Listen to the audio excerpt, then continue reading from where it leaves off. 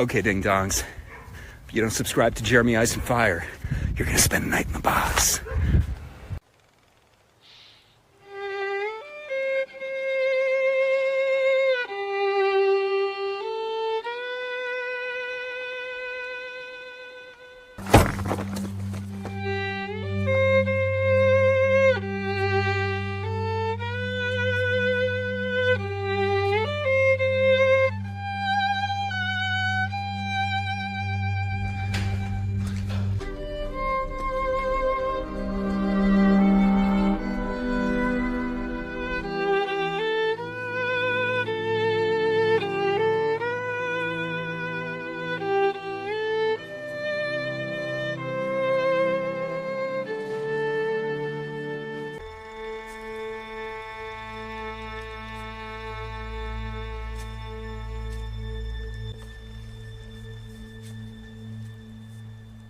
Aren't Cooey.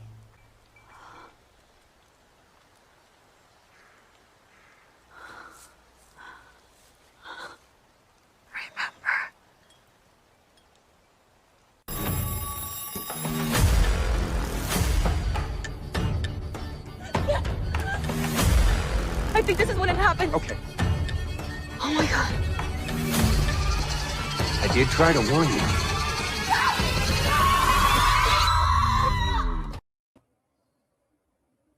And welcome all to another edition of the Fromville Hour. And here we are on this fine Friday evening because, of course, we were unable to do a stream on our normal night. Usually Raven and I go do a Fromville Hour every Thursday evening.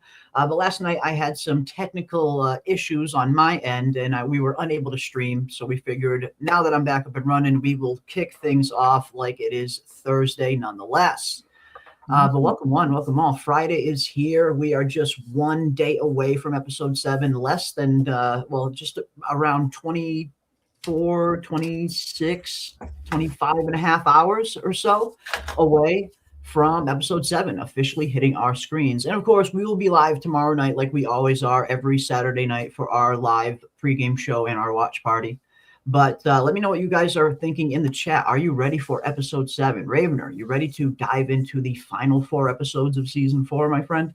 I am indeed. Now, the scuttlebutt, the word on the street is that 7 is a banger of an episode. That's what I'm hearing. Although, I don't, it's unverified sources and all this and that. And just like every single episode had one member of the cast say, oh, that was my favorite episode. And it was like, you were in it, is why it was your favorite. But and I suppose the actors, maybe have different reasons as to why they choose a favorite episode, what makes it a favorite episode for them, as opposed to what the fans look for in favorite episodes. That could definitely differ at times, maybe. But yeah, I mean, I'm certainly ready for a banger. I am certainly ready for a banger, and I know a lot of people are, based on some of the comments we've been getting this season. So let's crank up the volume. I mean, if we're gonna amp up the intensity, if we're going to raise the stakes, now is definitely the time. Yeah, and as you mentioned, prior to the show, we were discussing, and Jeremy said, even prior to this season, where we thought it was going to be all gas, no brakes. We thought it was going to be headlong. We're calling it the Empire Strikes Back season, where all the craziness happens, and then the dark season. Yeah, then season 5 will be when things, when they make a plan and recover from all the damage done this season. And so far, man, we've lost NPC Roger, and that's it. I know. We get, and R.I.P. NPC Roger. That's just not the way to go. You can't. You learn a guy, and when somebody previously doesn't have a name, then you suddenly learn their name. Well, yeah, that person's going to die, just so you especially through a meme. We turned him into NPC Roger here on this channel, and that was thanks to all of you, and thanks to West of Westeros. West of Westeros was the one who first called him, "Who's that random NPC?" And that is how it was born. We turned a whole side character into a main character there for a little bit with NPC Roger, which was a ton of fun. But But yeah, I definitely would have thought 6 episodes into the penultimate season, I definitely thought we would have lost a character or two by now. But again, maybe they're saving the the intensity for these final 4 episodes, Yeah. and I'm all for that if that's the case. And yes, as many have been pointing out, this is season 4, episode 7, the old 47, which we have seen on the show from the very beginning countless times. So a lot of people are expecting something big from this episode just based on this alone, it being season 4, episode 7. So yeah, maybe this will be the one that again is going to raise those stakes a little bit. Yeah. When I was watching it live, I mean, I watched it live in the watch party, and I didn't hate it as much as I did after I watched it a few more times. And it was like, because it kind of did scratch the one thing that I do like, and probably what I feel is the biggest weakness of this season as a whole is, when Donna had her heart attack, for that brief moment, Yep. it was, there was some immediate peril. And then when they were like, oh no, There it's were over, some consequences. yeah, yeah. Christy stopped using the paddles, she's gone. It's like, wow, they actually did it. Wow, I was kind of gobsmacked for 7 seconds, and then 7 seconds, it's like, God damn it, man, come on. Mhm. And it was just like, and that is actually one of the things I wanted to underscore in why this season seems like it's so lackluster, I would say, is, again, it all goes back to the monsters. We like the monsters in season 1. We liked them in season 3. And there is I saw it in the Discord. They kind of put it very succinctly. It's like a conflict between the horror fans and then the mystery box fans. But when the monsters are there, there's immediate peril. You're not processing clues and looking for, oh my God, this guy's wearing a vest in this scene, and he wasn't wearing a vest in season 1, episode 9. It's like there's immediate peril. You're in the moment. Your heart is pounding because the monsters are an immediate threat. And you're saying you haven't felt that this season so far? No, there's no immediate. There's a lot of mental whatever, and it's Jade having a mushroom trip and getting an episode long exposition dump from being in a mushroom trip. And some people like that stuff. They like piecing together the clues and that kind of stuff. And that is cool, obviously. But Dance with the one that brought you, and the monsters were the ones that brought you.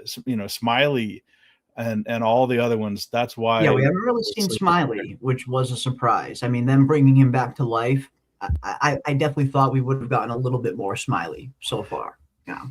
Right. And and part of what does that, one of the strongest scenes probably in the entire show for me was the van ride when Ellis got stabbed and they were doing the van ride and they were in the van. That was such a good scene. That was such a good fucking scene. The way they filmed that scene was so brilliant, having that POV shot right inside that van and just seeing the chaos of that drive from Colony House to the medical clinic. That was one of their best action scenes they've ever done. Right. And it was an immediate threat. The camera was shaky. We were processing information at the same rate as the characters in the scene. So it was really intense, and it was very heart-pounding, very cool. And that, I think, is where the show was the strongest, and probably, what gets people hooked in season 1, in episode 1, is it's relatable. You get to do that thing where you say, what would I do in that situation? How many times have we done the topic where even if it was just like a brief, moment in a stream where we're like, which one would you be? Which character would you be? Which would you want to be? Who's your favorite character? Why, because you want to relate. You get in that situation. If I was stuck in Fromville, what would I do? Oh, and then your mind just, your mind can fly free. What would I do if I had to live in this situation? And you're entirely cut off, and you can never escape, and you have to deal with these problems. And we're watching some of the characters do it, but it is relatable. When you think, what can I do? Now it's like, now everybody's magical. Everybody's got a magical ability, You can either travel through time, that you're a reincarnated super important person.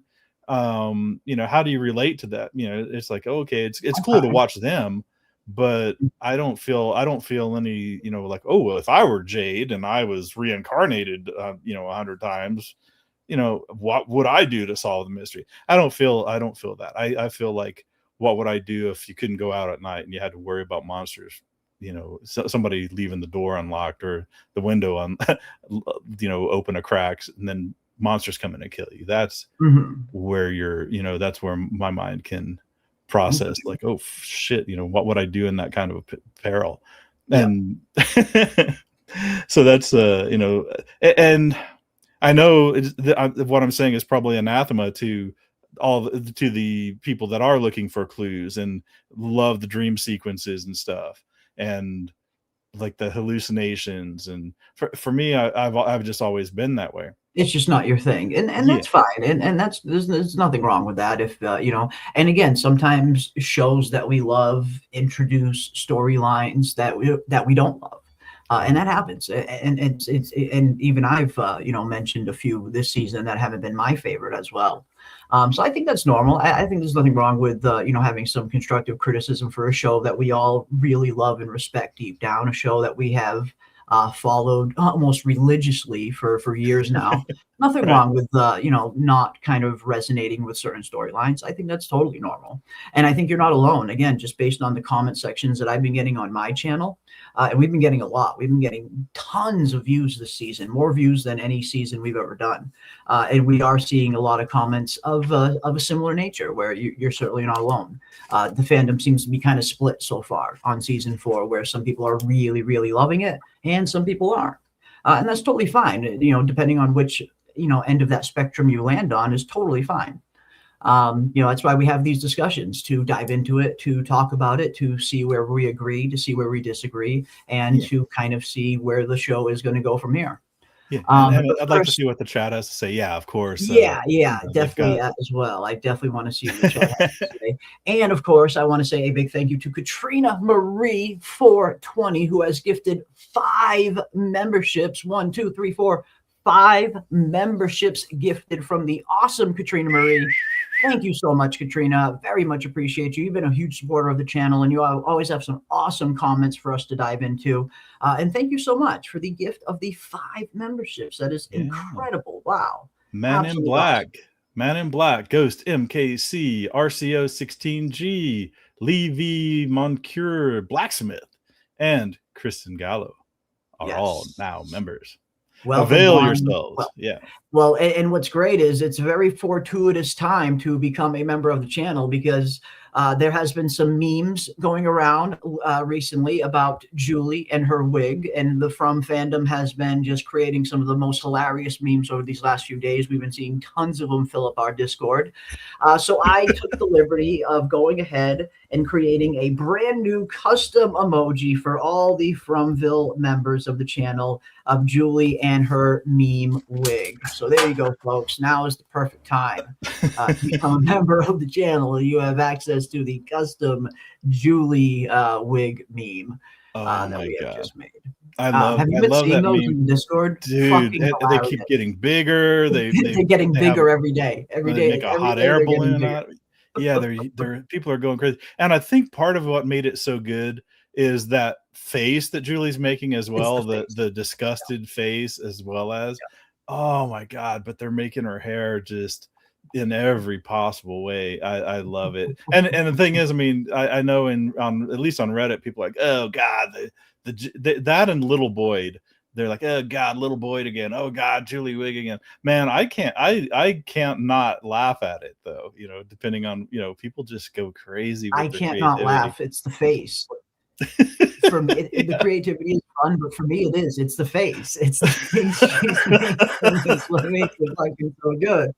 The face is what fucking makes it, and then you just see how much bigger they get, and it just keeps getting bigger and bigger and bigger. And then yes, someone made a Sophia Man in Yellow one today as well. I don't know who did. I forgot. I should be crediting these geniuses in our Discord for dropping these. But yeah, the no. Julie wig memes have been getting out of fucking control. Out of fucking control. I love it. Fucking love it. Oh my Oh goodness. man. And That's it did, fantastic. and the original one too, it was a little bigger, but not Yeah, just a out of control. little bit bigger. People And then made it like, it just had to fucking morph yeah, they're like into this crazy. hot air balloons of her Yeah. hair, and just every uh what was it? Her hair was an umbrella for like Mary Poppins, I've seen. Yeah. I saw the hot air balloon one. That one was fucking good. That one was fucking really good. Yeah, the hairline is pushed way back. It is. It's you ain't got a full head, you got a 5 head type thing. Yeah, the wig is live. But yeah, now we have custom Julie wig emojis for all the members. Thanks to all the genius memers in the From community. You guys are the fucking best. Yeah, that was a treat. That was a treat. Yeah, that was good. Awesome stuff. Awesome stuff. And again, big thank you to Katrina Marie. And we also saw a sticker, a thank you, a sticker that was just gifted in the chat as well, a gifted sticker. Thank you so much for that as well. I owe both of you a whoa.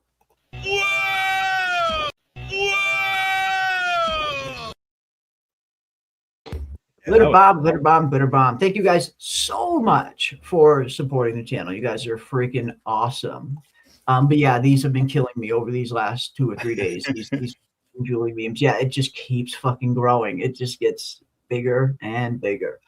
And somebody was saying that Hannah Jeremy was aware of it, and she was like, she heard all the hate that Christy's haircut got, so she didn't want to get a haircut. So they opted for a wig, and the prop department, man, they just were like, they did her dirty. Yeah, they did her dirty. You know, like, at the very least, they could have gotten a wig that actually matched her hair color, like her natural hair color. It doesn't even match her natural hair color. It's way darker than her hair usually is.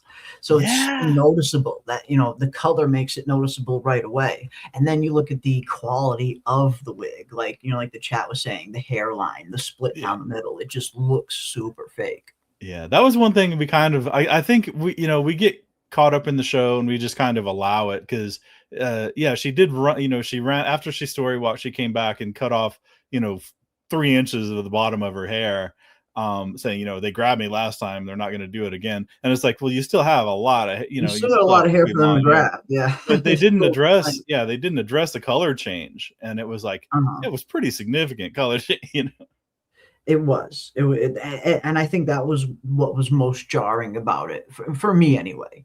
Was the drastic difference in her regular hair color compared to this. It's totally different things.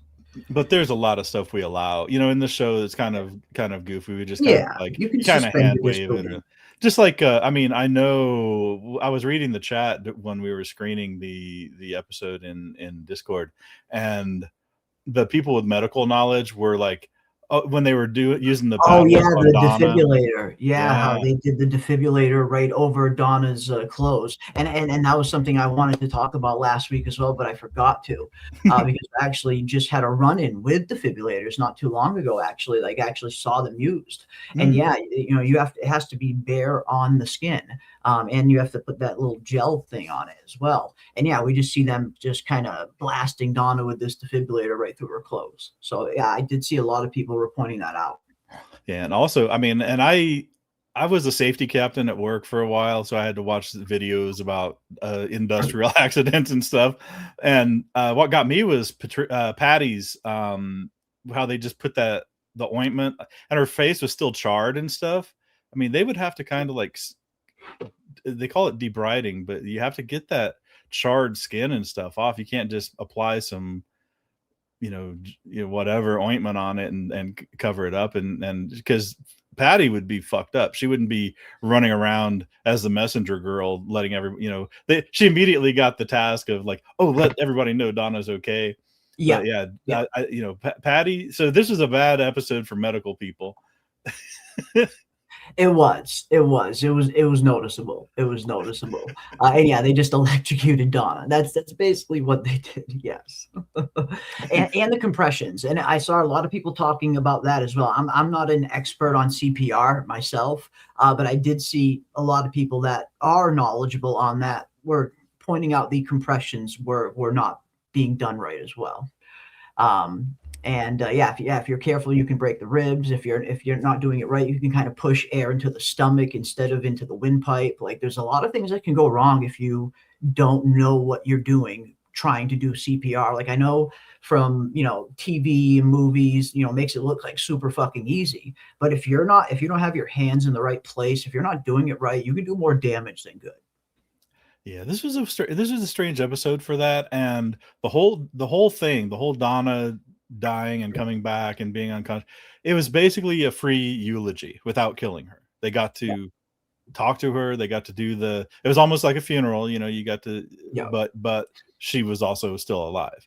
And this show's done that, and they've done it a few times this season, and it doesn't really bother me because I kind of dress it up as calling it, they're calling back to it. You'll get scenes at the beginning where characters interact or something, or you'll see a character pairing at the beginning, and they'll have one scene or two, and then at the end they'll have the third pairing, or the last time in the show they'll have a dialogue exchange, and you'll realize that everything up to that everything that had happened prior in the show was merely for one line of dialogue at the end to set up this one important line of dialogue. And I think the whole Donna coma thing was really just a free eulogy, and it got Boyd gave Boyd permission to speak to the audience, essentially, tell us what we needed to know, and then also reintroduce Katri,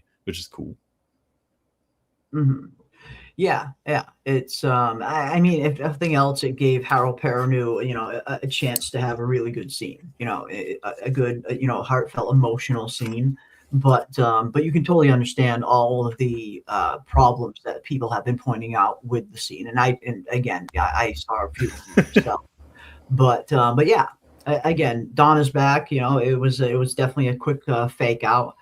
And we're going to see where Donna's storyline is going to go from here. I mean, I have to imagine if they're not killing her off here, it's because they're bringing her back for a reason, that they have a bigger plan for her. So we'll see. Again, we did get that heavy foreshadowing about her potentially dying, saving Tabitha, or protecting Tabitha's children. We saw that conversation between Donna and Tabitha. It was very much kind of foreshadowing that possible outcome. So maybe that's going to be Donna's ultimate fate. Because I did see a lot of people saying that they would have been disappointed if something as trivial as a heart attack would have taken out Donna. and I can kind of understand that sentiment on one hand. But on the other hand, I can also understand, just playing devil's advocate, I can understand the other sentiment where a scene like this kind of really showcases just the fragility of humans. And that, which is a very real thing, where you see someone like Donna, who's super strong, a leader, a hunter. You wouldn't think something like a heart attack would take her out, but I feel like a scene like that could highlight the fragility of human life, especially in a place like this. So I would have been okay with it. I think I would have been okay if she would have died from this heart attack. But again, I understand what people are saying, that when they think, oh man, Donna deserves a better death. I definitely get that sentiment too. Yeah, that's true. But yeah, I agree with them, and I agree with you that it would have been very shocking for somebody to actually die of something natural in this place where every other death has been, where every death is supernatural. Yeah. So a quick question for you and for the chat. Do you think there will be any significance from the brief moment that she actually was dead? Is she gonna? That has been a very interesting topic of conversation that a lot of people have been bringing up as well. Okay. And before we dive deep into that, let me just get to Man in Black for $2. Thank you so much, Man in Black, for the two, just for the whoa. Hell yes, my friend. Hell yes, indeed. Thank you so much, Man in Black 5. Very much appreciate you, my friend. And hey, if it's just for the whoa, then you should get 2 woes.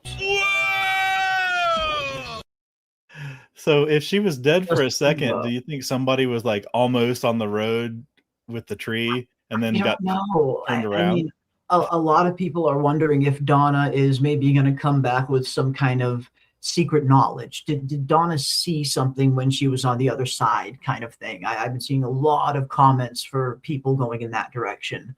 But yeah, I don't know. I mean, I suppose anything is possible. We have been seeing pretty strong evidence up until this point that when people die in Fromville, they tend to get stuck here, or at least some of them get stuck here after they die. We're seeing some evidence of that. Even more so now that we are finally figuring out what Julie, Randall, and Marielle were hearing and experiencing when they were locked in that place. How Marielle described it as hearing and feeling the suffering and the screaming of all the souls that have ever died here. So we are getting some pretty good evidence that people do get trapped here when they die. So if that is possible, then yeah, could Donna have seen something? If she, glimpsed the other side of the veil type thing, could she have seen something that could be useful that's maybe buried in her subconscious that she's going to have to remember? But again, I go back to the, if that is the case, at what point do we have too many characters on the show that are just, can't remember that super important thing? Like it starts to get a little repetitive. Right. It's one thing for Jade and Tabitha to have that angle, but we have Fatima having that exact same thing going on right now, where she can't quite remember who made, this deal with the parents.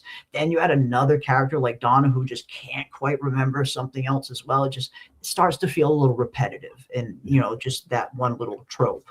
Yep. So I don't know. I mean, unless Donna kind of comes right out with some profound information, I don't know. Yeah, and that's I mean, again, I got to go back to it, but that's what's bugging me now that everybody has a magical ability. Everybody, you can either travel through time, you're this or that. You got spirits talking to you. You got this and that, and God help me, but I'm relating more with Ellis than almost anybody. I still don't like Ellis, but everybody is rushing about with a task. There's so much not that he doesn't understand, and he's not going to be privy to that information. And everybody's got something to do, or everybody's got a grand quest. And he's like what do they call it in Harry Potter? That's a muggle, like somebody's non-magical. So everybody's magic except him. And it's like, you just need to understand me. Like, fuck, man. Well, I'd love to, but I feel very Ellis-y. Okay. And that's totally okay. What's he? He's like a pack mule. That's what he's done. He runs about. He facilitates other people's cool scenes, and then gets to carry some tournaments back from the cannibal village. And he's become a background character. Yeah, it's I don't know. I think it's going to be. Ellis, he's never been, I feel like he's never been like a super important part of the main overall narrative. This Golem storyline has been probably one of the more interesting storylines I think they've given Fatima and Ellis over the seasons. I think season 3, Fatima had a good storyline with the whole pregnancy thing that was going on there. That was super visceral. It was super, realistic. It was like, even in this place, like seeing her go through that kind of birth was super realistic and super gruesome. That was a really gnarly storyline that they gave to her, and actually a pretty decent one. So I am wondering where this Golem storyline is going to go this season. Again, we only have 4 episodes left, so I guess if this Golem is going to come to life, it's going to have to be pretty soon. But again, some of the storylines have been a little bit thin. so far in season 4, but the Fatima Golem one is one that I definitely see potential Right. for it to be pretty interesting depending on where they go with it. And just like with the pregnancy, Ellis's primary role was to react to what was happening with Fatima. And now with the Golem storyline, yeah, Ellis's primary role is to react. So it's like, okay. Yeah. At what point does he have something a little deeper to do other than to just react to what's happening to Fatima? And I get it. And maybe that's just his role. Maybe that's just his role on the show. Maybe his role is strictly just supposed to be a supportive role to Fatima. And if that's the case, then that's the case. We've seen, a lot of their storylines do tend to center around Fatima with him supporting her. And again, maybe that's just his role on the show. Yeah, or it became that, because I always felt they were like I felt they were like an equal pair when they were introduced, kind of. But yeah, the Fatima's really been emphasized in that, at least in that couple pairing for the show. So we'll see what happens, or they may just kill him off altogether. Who knows? Yeah, who knows? He was always kind of expendable. I mean, he was always. I feel like not only is he expendable, but when you look at certain characters that maybe sometimes their death would serve the narrative a little bit more than keeping them alive. And I think Ellis's character perfectly kind of fits that kind of category, where he isn't really doing anything too main overall for the main storyline. But he is connected to Boyd, and he means so much to Boyd. If Boyd were to lose Ellis, that would have such a profound impact on Boyd and the entire show at that point. So at some point, when you see some of these characters that their storylines aren't really like super vital to the overall main storylines, right, and you see that maybe sometimes certain one of their deaths can kind of elevate the narrative a little bit more than keeping them around could. And again, I think Ellis perfectly fits that mold, where his death would completely shake up the show. It would completely devastate Boyd, and seeing Harold Perrineau, act through that and work through that would be super fun to watch. I mean, he's such a good actor, especially in those kind of emotionally charged scenes. So yeah, again, it's not like I'm not a huge fan of Ellis, but I'm not a fan of Ellis, I guess I should say. But just, looking objectively at his character in the overall narrative of the show, his death might be more valuable to the narrative than keeping him around. Yeah. I mean, it would sever any real reason for Boyd. I mean, actually losing Ellis would set up Boyd sacrificing himself in some way in season 5, because he would have no real compelling reason to want to get back. There's a lot of characters like that. Donna has no, now that her sister's gone, she has no real reason to go back to the real world. And that was always a topic of discussion. Are there some people that are actually better off in Fromville than they would be in the real world? What if you had warrants for your arrest in the real world? I mean, you wouldn't probably be in a huge hurry to go back. Or what if, maybe even like Tilly prior to getting killed, what if her cancer was in remission while she's in Fromville, and but if she goes back to the real world, it proceeds at its regular pace. There might be some people like that, and that's Sound Grips has a good question. Kenny's kind of in the same situation, and it's weird that I would say I think having lost both his mother and father protects Kenny, like gives him plot armor, because they wouldn't wipe out the entire. Kills him off too, like after everything they've put him through, kind of thing. Yeah, right. You do start to wonder that. Yeah, right. I think Kenny's going to make it. I think Kenny is. I mean, they've foreshadowed it from the very beginning, but at some point, Kenny has to take over for Boyd. I think Boyd is not going to survive the whole show. I think he'll make it to the end. I think he'll probably die saving everybody, and I think Kenny will take over from there. But yeah, I mean, after putting Kenny through everything, just to kill him off too, that would feel like a waste of a narrative, like a waste of a really good storyline where Kenny is this kind of ultimate survivor, where he's lost everything, but it made him so much stronger as a person. Like, you look at Kenny in season 4 now, he's come so far in terms of growing up, in terms of becoming an actual adult. I feel like his is one of the better survival stories if he were to make it all the way to the end, given everything he lost and given how young and kind of immature he was in season one. And as just Stacey Lee says here, just like the whole Ellis thing, Kenny's dad is another great example of that. And yeah, you're 100% right. Kenny's dad is another perfect example of maybe his death on the show serves the narrative a little bit more than keeping him around. And it did. Like, we saw what it did for Kenny. We saw the catalyst. I mean, the death of Kenny's dad was pretty much the catalyst for Kenny to change, for Kenny to kind of step up and to become an adult and to become a man. So yeah, 100%. I think Kenny's dad is perfectly in that category as well.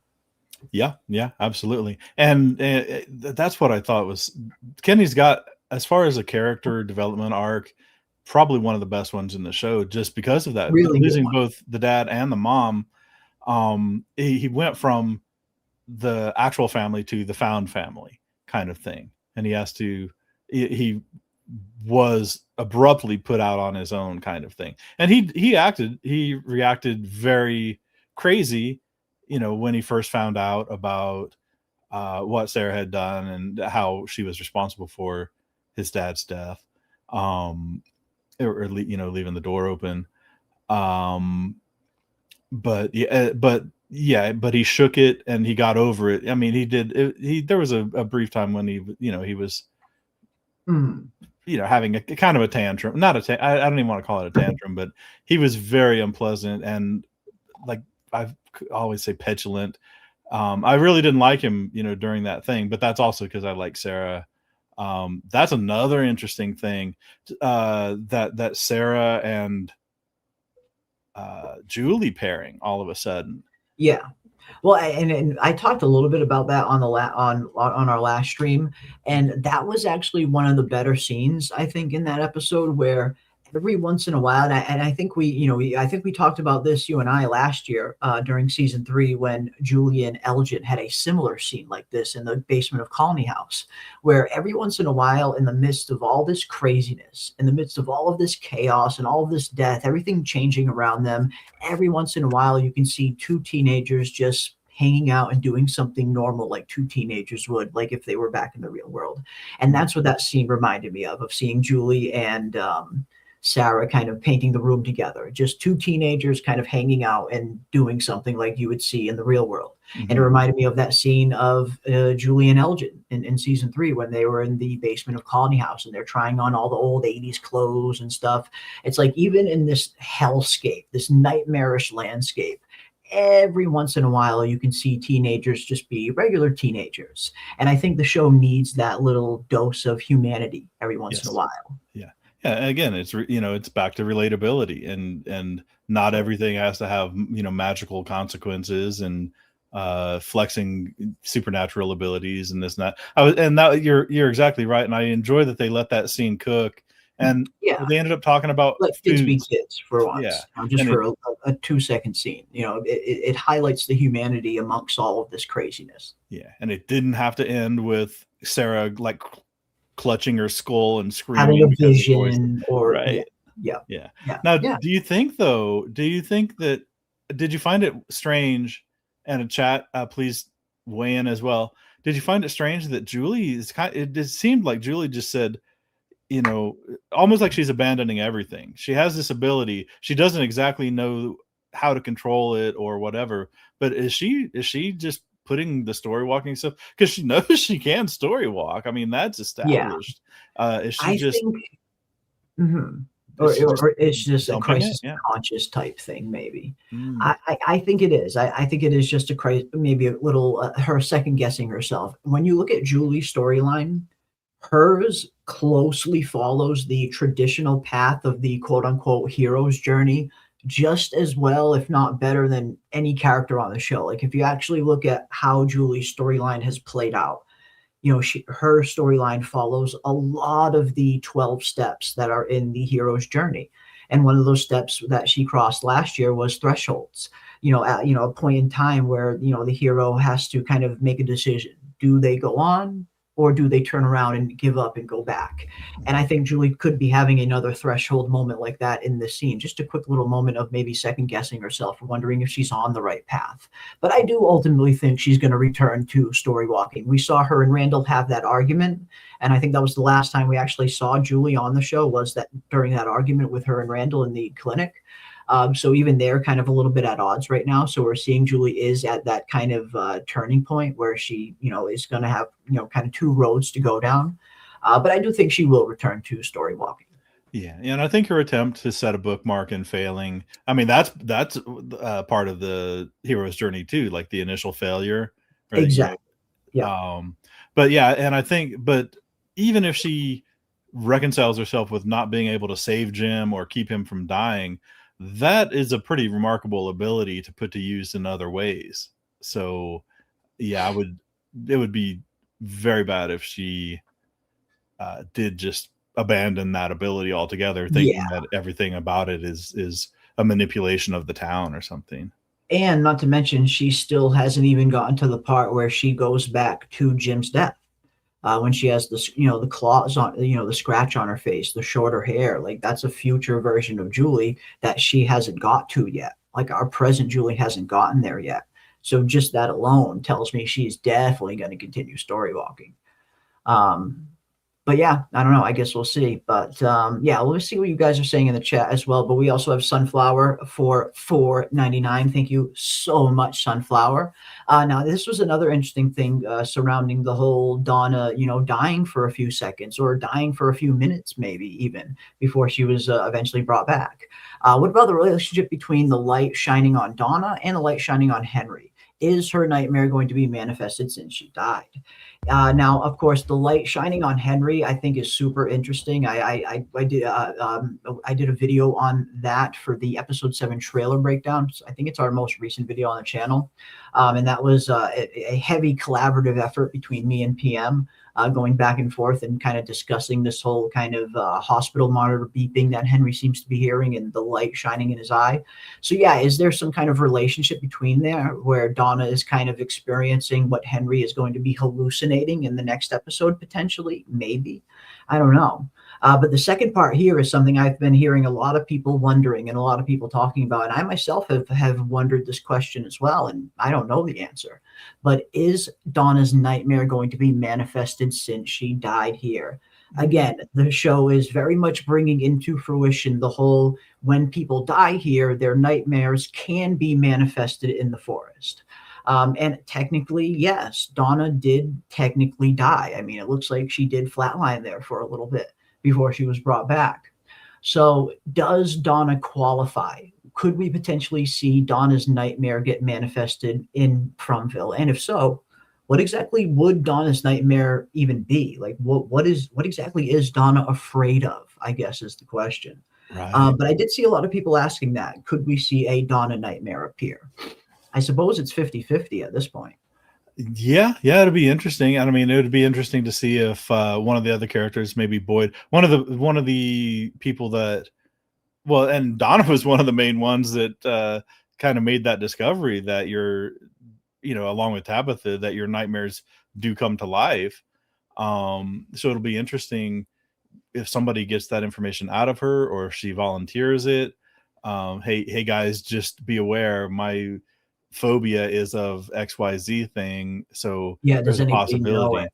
Yeah, like has Donna mentioned in passing something that she's afraid of, maybe to someone in Colony House or to Boyd, maybe?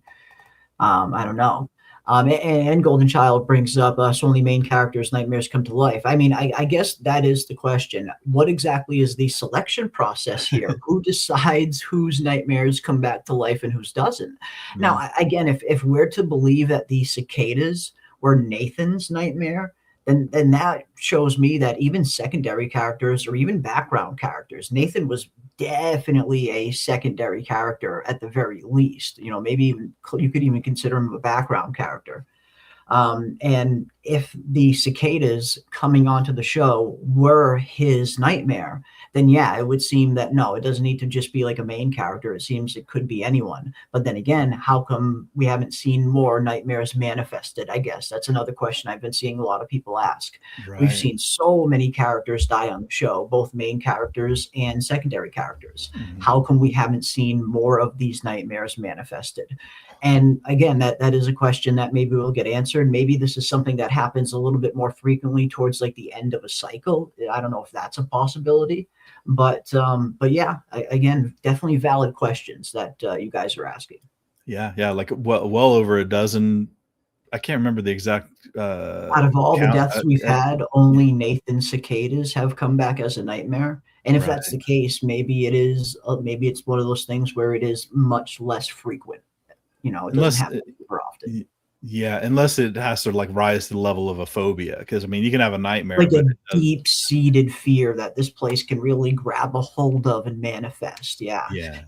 And I suppose it has to be the right fear as well. Like someone was saying last week when this whole fear thing first kind of got confirmed on the show, that their fear is fear of heights. How exactly would Fromville manifest someone's fear of heights? What, are you just gonna spawn a bunch of fucking skyscrapers in the middle of Fromville and throw the person on the top of it? So like there are certain fears out there that maybe can't be manifested in this place. So maybe the fear needs to be specific. Maybe it needs to be the right kind of fear that Fromville can kind of grab a hold of, shape, and bring into existence. Right. Like Xavier says, her worst nightmare is she'll have to wear pants without pockets. Yeah, if she can't put her hands in pockets, boy, she'll be out of luck. Oh man. Yeah, I don't know. I guess that's something that maybe we can get a little deeper answer to at some point in terms of whose nightmares get manifested here, and does it have to be a specific nightmare of something that Fromville actually can create? Because again, creating a fear of heights. If someone has a fear of heights, that's not something Fromville can really kind of just spawn up, I would imagine. So yeah, maybe it has to do with the type of nightmare, what people are afraid of. Maybe that factors into, what gets manifested.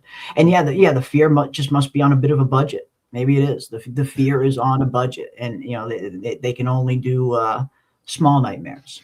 Only Right. small nightmares, like fear of dolls that burn, but not all of them burn. Not a full fire suit, just the mitten part. Yeah, maybe. I do 100% think that the Henry Sophia thing, that was the second example of all the discussion, all the scene pairing between them, all the scenes early in the show, and then the revisiting, and then going back. 100% was to set up the blood droplets, and I definitely think that it's not going to be Martin 2.0. I don't think it's going to be Bloodworms. I think it's going to be Abby 2.0. Okay. Interesting. I think him drinking her blood, or him drinking the blood drink, it gets her almost the same way that she got her hooks in Sarah, and like revisited that, just kind of the whole scene with the broken arm and the pitcher of water, that kind of reset her hooks in Sarah, and you got to see it again with her, just kind of set her control a little deeper. And I think this is going to do the same thing with Henry. Henry is going to be, which led me to think, how is she going to manipulate Henry? What is she going to do with Henry? Yeah. I don't think it's just going to be killing him. I thought maybe, and I don't think he's going to go on a shooting rampage like Abby did.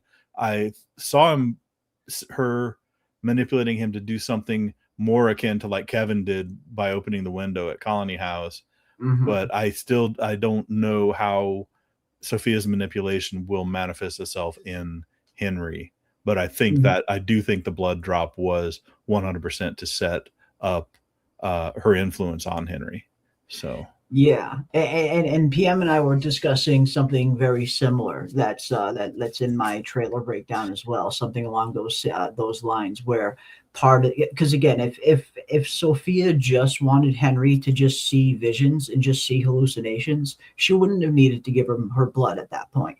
We've seen Sophia can give people visions and hallucinations with very little ease, with very little effort. anyway. She wouldn't have need to give her blood if that was the case. So yeah, PM thought that the blood could act as some kind of poison in Henry's bloodstream, ultimately kind of pushing him into the direction of her control of her, whatever her end game is, whatever she wants Henry to do, which I think PM had a very interesting idea that maybe Victor is the ultimate goal. Maybe Victor's death is the ultimate goal.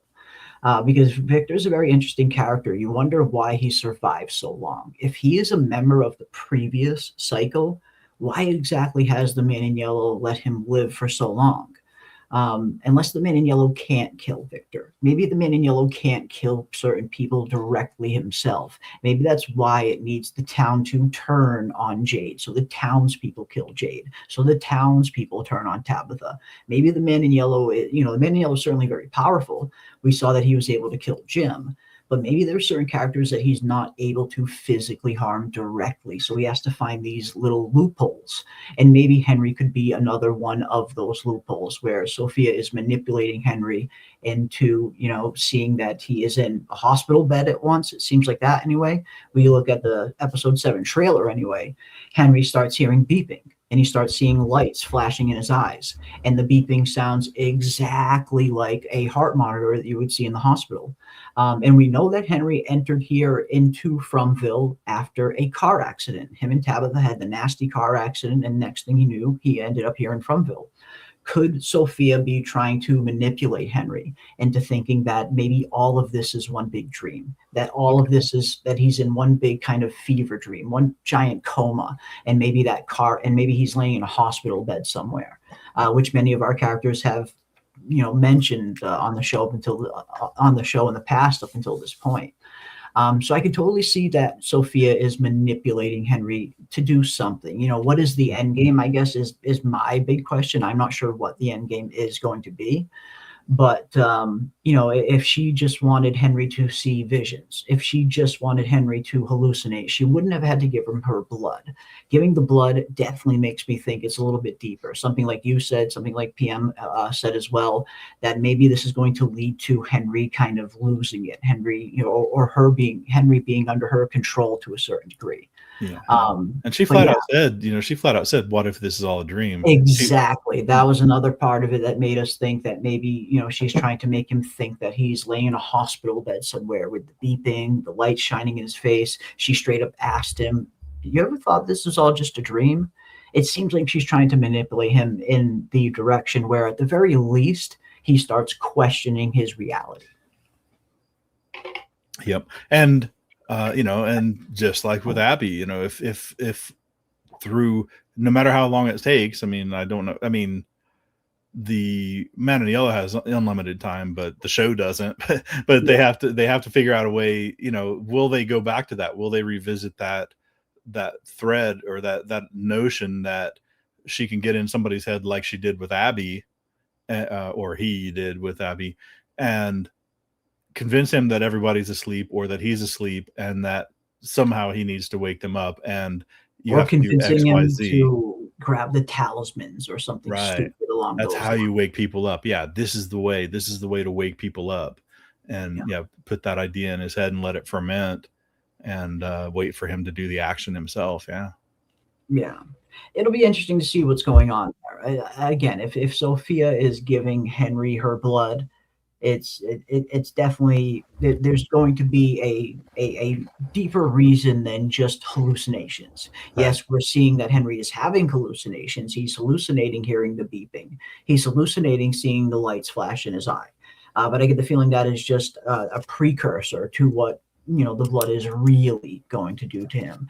And I guess the real big question is, after that, whatever this blood is going to end up doing to Henry, whatever the end game is, does he survive this? Or is this ultimately, is he ultimately heading for his doom? Man, he's been on the top of the Deadpool for quite a long time. And every time, and the thing is, every scene he has, even when he's like sloppy drunk, he's not a bad sloppy drunk. Like, Ellis, when Dale stabbed him, or Ellis when he got in the fight at Fatima's anniversary party. He was a sloppy drunk. He was aggressive and hostile. Henry was just a sad drunk. Now, I don't like that he's going back to being nonstop alcoholic. That's kind of a bad turn. But he's still not villainous. He's still not. He's not even like offhandedly saying things that are mean. So they're really entrenching him as a beloved character, as a good guy character. So yeah, when they just so that it hurts more when they kill him. So I think he is toast, and it might be. I mean, that's the thing. I want to see how they play it out. I want to see what the writers have for the idea, how they finish it off, because he will be under some kind of an influence like Abby was. I think he'll be acting under that kind of influence or that belief, probably a genuine belief that something he has to do to wake everybody up, or to get whatever he'll be doing will be in his mind helping everybody to get out, but to everybody else and the casual observer and the viewer at home, what he'll be doing would be completely irrational. And I think that now all the writers have to do is write that into the story in a creative and satisfying way. No pressure, right? Yeah, no pressure indeed. And again, like you said, Henry has been on the kind of top of the Deadpool list for a very long time. When we ask which characters do we think are going to be going soon, Henry's name always gets brought up. And yeah, David says here that Henry is a relevant player on the chessboard. The reality is Tabitha and Jade, Jim, and Henry are from Reincarnated Lives, the fantasy/curse side. And that's the thing. You look at Henry, and his story does, echo Jim's in a slight way in some instances, not in terms of the person that they went on to become, but in the sense of they both went on to marry these reincarnated people with these kind of vast destinies that they kind of got pulled into because they married them. So yeah, you have some similarities between Jim and Henry in that regard, but you see how they've handled it. You see the difference in how Henry's handled it versus how Jim has handled it. Because Jim also grew up with an alcoholic father. Jim just as easily could have gone down that road where he would have became an alcoholic too, especially after, everything. But he didn't. He didn't let that happen. When he had children, he made sure that he was never going to go down that road and become what his father became. And then you have Henry on the other end of that spectrum who, seemed like he was a good father for the most part, but seems like he also has been wrestling with some of these demons of, alcoholism. Mm-hmm. And I think it's very interesting to see, where they both ended up. But at the end of the day, yes, they are kind of just side characters to the mains, which were Tabitha and Miranda before her. So yeah, I think Henry at this point, just narratively speaking, he has probably outlived his usefulness. Like he is kind of on borrowed time. I get the feeling. Mm-hmm. So I won't be surprised if he doesn't survive this. Whatever's going on, whatever this blood is ultimately going to make him do, I wouldn't be surprised if it ends with his death. Yeah, and very much like taking Ellis out to trigger Harold Perrineau to react as Boyd. Sometimes a character's death is more impactful than keeping them around. Hell yeah, man! And taking out Henry is going to give Scott McCord a chance to react, to shine. And that's going to be. I mean, you already know it's going to be amazing. He hasn't failed. No. In those scenes, even that funny little scene with him and Ethan, I that was another little aside scene, when they're coloring or whatever. Not a whole lot got done, but it was nice to see them that old dynamic come back, and just they're sitting there. Yeah. Well, I'm not going to tell you. I guess I'm not going to tell you what happened at the settlement. That was so funny when Ethan said that. Total kid move, like that's exactly like how you would expect two 10-year-olds that are both have secrets that they don't want to tell the other until the other tells the other. It plays out so well every once in a while when you have those scenes between Victor and Ethan like that. Like again, one of my favorite ones from season either 2 or 3 when Ethan gives him the markers, and then he comes and sees him a little bit later. He's like, the orange one was dead. It was a bad gift. Like, you see these little moments every once in a while between Victor and Ethan, and they're just like super wholesome because it feels like just two 10-year-old kids. And I think a lot of us as an audience have started to kind of see Victor as that kind of 10-year-old kid. So those scenes don't really come off as creepy in any way. It just kind of comes off as like two kids just hanging out. Just because Scott McCord has crafted this character in such a masterful way, that he just makes these scenes work really, really well. But yeah, I thought that was a good one. Like you said, very similar to Sarah and Julie just hanging out and acting like teenagers for a little bit. Here you have, just kids acting like kids, drawing together. Oh, I'm not going to tell you my secret until you tell me yours. It was good. That was good. Yeah. And I guess the very long production delays in the seasons has benefited Ethan quite a bit, because his acting is, and I always hate child actors because it's like they're either memorizing something and then just saying it, or reading it just straight with no inflection or heart. But Ethan's actually getting a little better. I mean, Ethan's he's not standing out as a weak link at all. So I'm kind of digging how he does. Some of the stuff he's still seems like it's a writer writing it. It doesn't seem like it's coming from a kid, like when he was like I want to see Donna before she dies or whatever. Everybody dies. It's like, okay, that I guess again, you can kind of hand wave it, or like consider it don't hold him to the fire for all of it. But no, I think Ethan's doing pretty good, and paired up with Scott McCord is really, really interesting. And I guess that's one of the things. We had these little character building moments. It was screen time that didn't really move things forward all that much. And I think that might be for the people that are demanding answers. They didn't get a whole lot here. A few things, another episode where things happen that set things up for the future, but as far as like tangible progress, not a whole lot got done until the shocking ending where he bashes the door down, and the door is where was supposed to be, but now they have to make a plan. I didn't do you have the trailer for episode 7? We do, yes. We have the trailer for episode 7, and yes, we will play it. Let's take a look at that. But first, we have Mick Light here for $2. Thank you so much, Mick Light, for the 2. Smiley killed Miranda. Yes, yeah. And again, when we hear in this episode, in this season, when Jade finds out his fate, and he finds out that the town kind of turns on them, we know that Jade, at least just from his wounds, he physically gets killed by the townsfolk. Like, they actually are the ones that do the deed. But when we see Tabitha, she physically gets killed by Smiley. But I guess what's interesting there is the circumstance of events that leads up to Tabitha being caught out there at night. And could the town have some kind of hand in that? Like, we see Miranda leave the root cellar, but we don't know where she goes from that point. We assume she heads right for the tree, but we don't really know what happens. If the whole town is turning on them, could we come to find out? I know the fandom has really been going into some interesting theories with this in terms of the Sophie's Choice theory that PM first talked about a while back. That was there some kind of possibility that Miranda was forced to choose between Victor and Eloise in some heinous manner. Like, what exactly from that night have we not seen? Did Miranda just leave the root cellar and she just got caught out in the open at night and got killed by one of the monsters? I mean, could that technically be a fate worse than Jade's?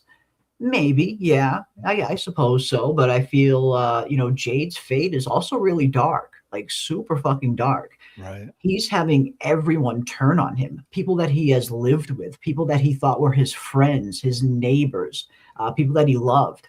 These people are turning on him all of a sudden because they think he is the problem. He is the reason that they are there. So that's a super dark ending for Jade. So whatever happens to Miranda, if it needs to be worse then I think simply just getting killed by by Smiley isn't worse, unless there's a human element behind it where they, played some kind of part in Miranda being stuck out there at night with no protection. Like the town did that to her. The town forced her out there at night so the monsters would kill her. I just feel like it would be interesting if they added an aspect like that to it, where if Miranda's fate is supposed to be, or all of the Tabitha's fates are supposed to be way worse, then simply getting killed by a monster doesn't suffice for me. There needs to be a more deeper emotional element to it, something that is worse than what happened to Jade, with the whole town turning on him like that. So I guess that is going to be interesting to find out. What did Miranda just leave the root cellar and get caught out in the open, or are there some other things that happened that night that we are not privy to yet? Yeah, and I'm just going exactly off of what we were shown. So I assumed that, she just left the root cellar and headed straight for the tree with her goal of saving the children. And Eloise bolted on her own. Eloise was supposed Chased to be after her on her own. Yeah, she was supposed to be staying with Victor. But then when Miranda gets to the tree and gets killed by Smiley, Eloise seems to be nowhere in sight. So something happened between A and B. Like I get the feeling that we're not seeing the whole picture yet of that night. She just didn't catch up, but it was all in one night, right? It was all. That is. We're meant to believe it was at the very least. Yeah.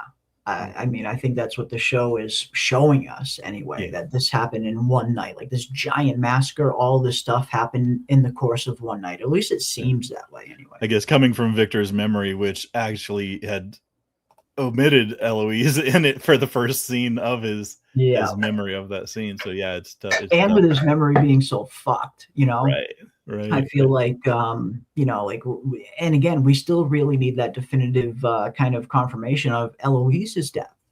I am starting to wonder if Eloise really is just dead. Like, maybe the body that Victor buried really was hers, and that was meant to just be our closure. But the way that they left it super ambiguous, the way that they left that little kind of tinge of doubt in Victor, I just feel like we need to, it would be nice to get something a little more definitive on Eloise. Yeah, we haven't heard too much about other children. There was one children where the mom, remember the one where the kid was sick or something, and the mom went far away to get a train or truck. She traveled alone, I believe, not with the kid, I think. Right. But at least there was another kid in the town, so but we don't know how many of them there were. Yeah. Were there other children in the 1978 cycle? Was it just Victor and Eloise, or were there potentially other kids of a similar age during that cycle? I guess. The point being, there would have to be other bodies that would resemble a child, like Eloise, because it'd be pretty grim. That's another grim thought that Victor buries a random corpse or parts thereof, and it isn't his actual sister. I was like, wow. And all this time he thought that she was gone. Yeah, it'll be that's like another mind-blowing little thing. Hey, before we go to the trailer, I do want to mention a lot of people have been super, super generous on Discord, and I promise to call them out by name with their for the boost. Oh yeah, that's right. We've been getting some awesome boosts in the Discord lately. A bunch of people have been putting in boosts lately, and that is super fucking awesome. I believe now we are at the capacity of having 300 people in the live watch parties. Now we can have up to 300 people in the watch parties now. So we should have plenty of room. I know when we were at the 150 capacity, sometimes we would max out and some people couldn't get in. But now we shouldn't have those problems. With the 300 capacity, I'm sure we'll have plenty of room for anybody who wants to hop in there on Saturday night. Yeah, it was amazing. And I couldn't believe that we were maxing out at 150. And sometimes what would happen is people would like drop out and try to get back in, just to reset, like if their video got out of sync or something, and then they couldn't get in, couldn't because someone else was trying to get in constantly. But that problem will be gone. But just very quickly, I want to say Libert, Rubau, Just Stacy Lee, EFFML, Lumen, Sensei Jermir, Big Rob 80, Goofy Cassie, Michael, Kiwi Skirt, Charles Hawkins, and then a recent boost that made that one that 300 capacity possible. Charles Hawkins, Leslie Anderson, Seven Imo, Ashley Garza, Margaret Lopez, Teresa House, VM, and Lisa Johnson. So all of you guys, do not think for 1 second that you're being taken for granted. Do not think that we don't notice your generosity and kindness. And the thing is, that's doing it for the benefit of other people. And we have people from around the globe that watch the watch parties that don't get access to the episodes sometimes until Monday, 2 fucking days later. And it's, it's for it, the watch parties are for everybody. But yeah, especially for the people who just don't even have access to even possibly getting the episode until days later. Hopefully, more people can kind of jump in there and watch it now and they won't have to wait. Yeah. And it's super cool. And every week we do it the exact same way. We play it right on time, and then right on time, right at midnight. Yep. Yeah, and then an encore episode immediately afterward, and then we dump all the discussion and everything right back to the after show when Jeremy goes live with the after show / breakdown. And it works really beautifully, super easy and super cool, and the chat is banging all the way through. So I encourage anybody who wants to try that, do it. Give it a try. It's fun and awesome. Actually, I think I have I'll go ahead and post it. If you want to queue up I'll post the Discord link for people that want to join. Awesome. And if you have the trailer, the number 7 trailer, because I watched it briefly, but I didn't really analyze it. So again, I'm going into the trailer kind of raw, like everybody else in the chat.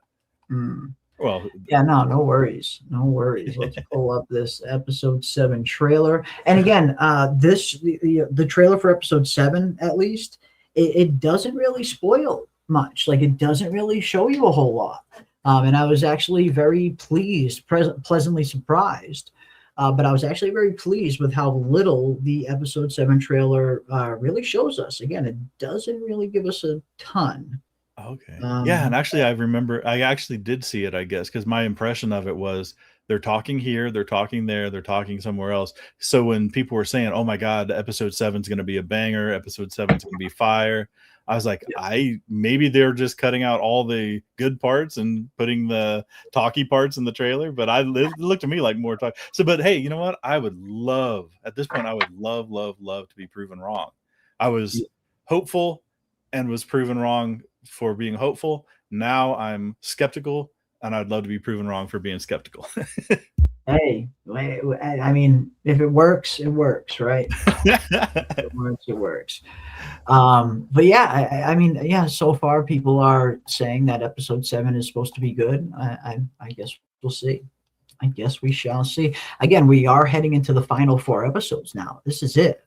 4 episodes left of From. We are heading into the final month of From season 4. So if there was ever a time that the show, wanted to kind of kick it up a notch and raise the stakes and up the emotional intensity, now would very much be that time. Yeah. So we shall see. And they do that. I mean, they understand pacing within the episodes. It starts out a little talky. It starts out with establishing scenes, and then in the final, in the back half, they bring it all back around, and they do pretty good with the callbacks, and they do pretty good with resolving what they set up in the first half. And then they've also been very good. One thing I do not have a complaint about is, even if the entire episode is somewhat lackluster or not making a whole lot of progress, they do leave us with good cliffhangers and good exciting whatever. So having Boyd bash down the door, bash down the wall and find that door, and you get the strings, the sting at the end, like and then the final music comes on. It's like, oh my gosh, now we got to wait again. But thankfully, one good thing about being one day later than usual is we're one day closer to Saturday. So let's take a look at episode 7 trailer and see what we have to look forward to. Let's see what we have to look forward to. Yeah, again, I was pleasantly surprised that the trailer doesn't really it doesn't really spoil much. It doesn't really, spoil a whole ton. It's actually a very modest trailer that doesn't give you too much. But here it is, folks. The trailer for season 4, episode 7. And again, this has been a highly anticipated episode because everybody knows that we have been seeing tons of 4s and 7s. 4s and 7s all over the show from the very beginning. And now here we are at season 4, episode 7. Literally episode 47. So yeah, if there was ever a time for them to throw us something fucking interesting, I suppose it could be this episode. So yeah, here we go, folks. Here is the trailer for season 4, episode 7. What is it? Do you hear that? So explain to me why you don't have an eye. We are all being tested. This part of your test is getting mutilated? There is a truth behind all of this. When your enemy threats, tries to scare you, that means they are scared of you. Is that the car the man in the yellow suit came here in? Yeah. What kind of clues are we looking for?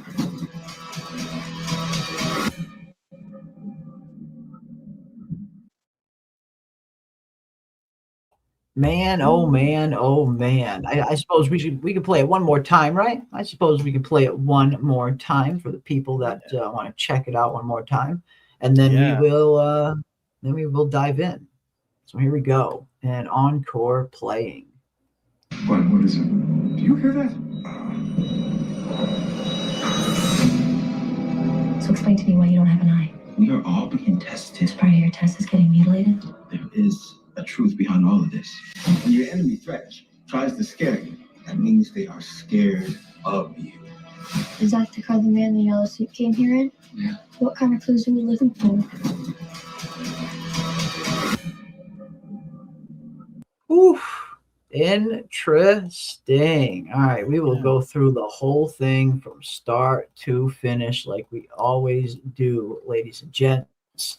But let us know your thoughts and your theories and some of your predictions down in the chat. Let us know what you guys are thinking. What stood out to you from the episode 7 trailer? And again, they didn't really spoil much. I thought this was a good trailer. This was a good, you don't really need to throw a ton into the episode trailers like that you play from week to week. You don't really need to throw a ton into those.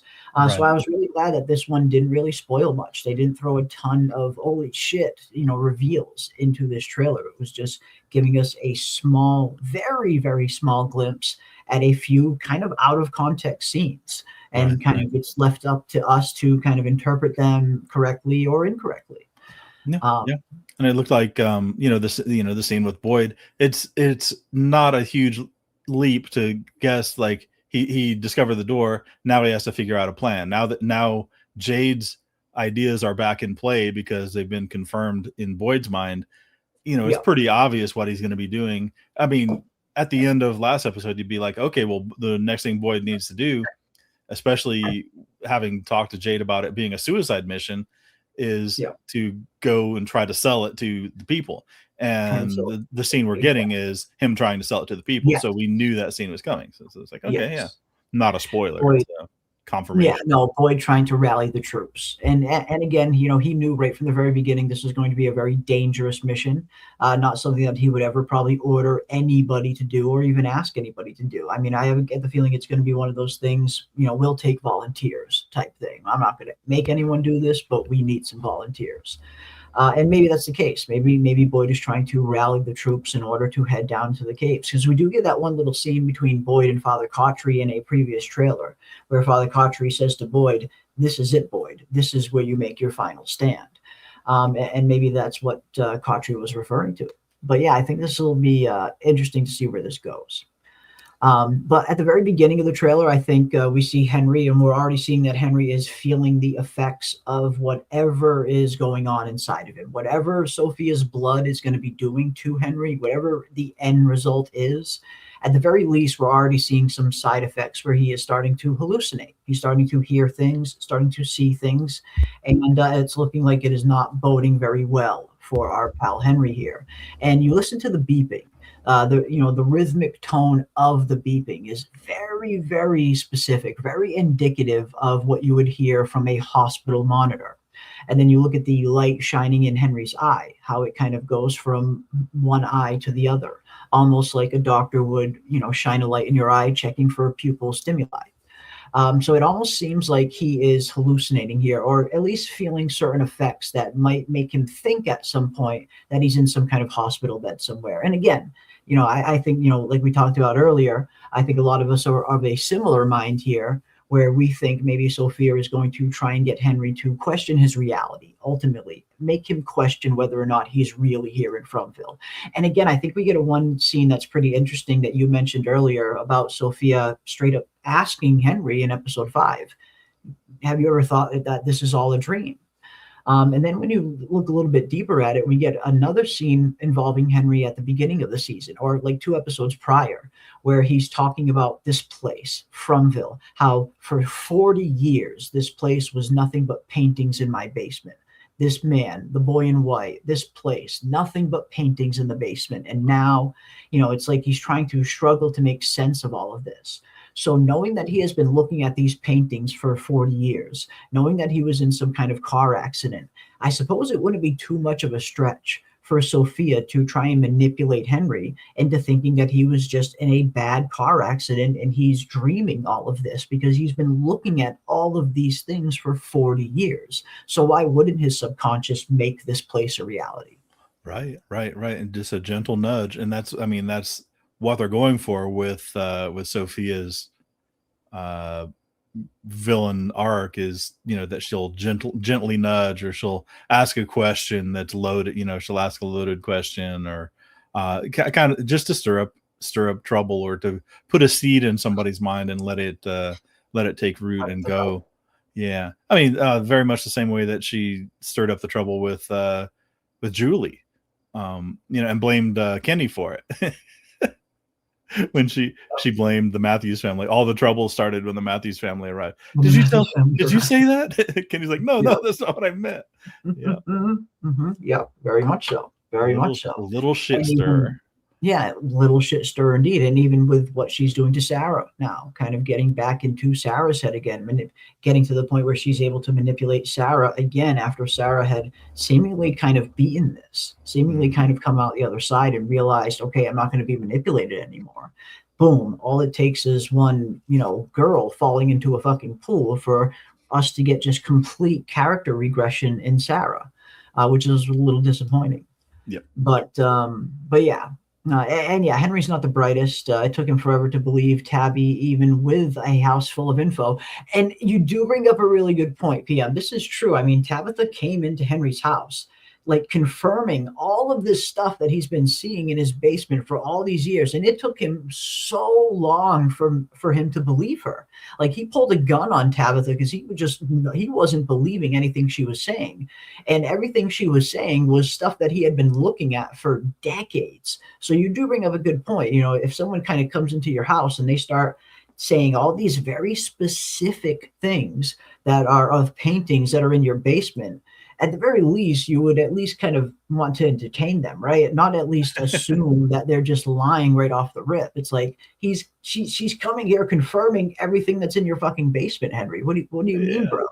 I think he was still caught up on the part where this homeless lady walks up with his son's lunchbox that he had been missing for 25 years. So maybe. I'd have held a gun on her too. I'm sorry.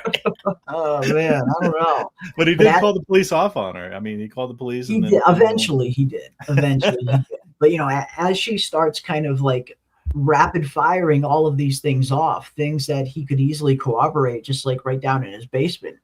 Yeah, maybe he should have heard her out a little sooner, I guess. Hindsight being 20/20 and all, maybe. But then again, like you said, he's seeing just a random woman kind of show up on his doorstep with a lunchbox that belonged to his kid from 40 years ago. Maybe it took him a little while to kind of get oriented. Maybe he was a little out of it. I don't know. But yeah, again, he's not the brightest, though, our Henry. Our Henry is not the brightest. This is true. Do you think Julie having that moment with Sarah will wake her up to understand she is being manipulated? I don't know. I don't know. I mean, I certainly hope so. I'd like to think that Sarah has really experienced a lot here in Fromville, that she has really grown a lot from that, that naive kid that got manipulated in season one. I'd like to think she's come a long way since then, and that she will be able to eventually see that, okay, I'm not going to let this manipulation stand. You're not going to control me again. Again, it feels like character regression. It doesn't feel like a logical choice that Sarah would make. Seeing how far Sarah has come, Sarah just pulled a fucking eyeball out of another teenager's head just to save somebody else from having to do it. And now you're really telling me that all it takes is one kid falling into a pool for Sarah to just risk killing the entire fucking town with the water stunt? It just doesn't track. It doesn't make much sense with Sarah's character. It doesn't fit. It's very inconsistent. So again, when you see character regression this hard, it makes me question where they're going to go with Sarah's character. Because I thought for sure Sarah was already at a place where she definitely would not have let this manipulation thing happen, at least not this easily. At least not so fucking easily, where all it took was one person falling in a pool for her to just completely forget everything that she had learned and go and risk everyone's life with that water stunt. Right. One kid's life versus the entire town's. I just thought Sarah was smarter than that by now, which is why it doesn't feel like a logical writing choice for the character. Yeah, that's one. You're exactly right. I'm very much in a wait and see pattern on Sarah. I was very disappointed that she did buckle so quickly, all in the span of that one episode, and it was just like, damn, man, really? So I do want to see where they go with it, where they take it, what they do with it, if they even, obviously they're going to do something with it because they wouldn't introduce that kind of Sophia's control over her or influence over her if they weren't going to do something. So now we're again, though, we're in the situation where we've got Henry under some sort of control. We've got Sarah under some sort of control or influence or what have you. And it's just like, how are you going to write this so that it's satisfying? Good luck. I want to see it. I'm hopeful and skeptical and hopeful. Yeah, I am. Two doses of hopeful, one dose of skeptical. 3 doses of hopeful, one heavy fucking double shot dose of skeptical. But no, again, it feels like we're heading into some intriguing, places with these final 4 episodes, and I am hoping that these last 4 are going to kind of really bring the season home really strong, even if it did start off a little bit slow. But we'll see. We shall see. I'm very much looking forward to episode 7 for sure. We got Belly saved for 5. Thank you so much for the 5. Very, very much appreciate that. Do you think the Julie that painted with Sarah could be future Julie after failing to save her dad? Ooh, interesting.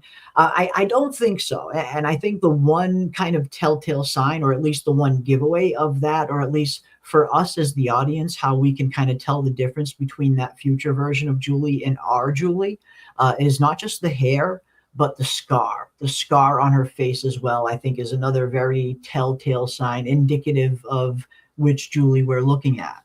So when I see our Julie, that the Julie that was painting with Sarah, have the wig on, but she doesn't have the scratch on her face, that tells me that it's most likely our Julie, and it's the current Julie that we've always known. And I think that's probably why the show did that anyway, in terms of putting that scar on that future version of Julie. That was so us as the audience could tell the difference. That's so we would know which Julie we're looking at any given time. If we see a Julie with that scar on her face, we know that's a future version of Julie. If we see Julie without the scar, we know it's our Julie. That seems to be the mechanism in which writers usually put scars and stuff like that on characters like this. It's for us as the audience to be able to tell the difference, pretty much.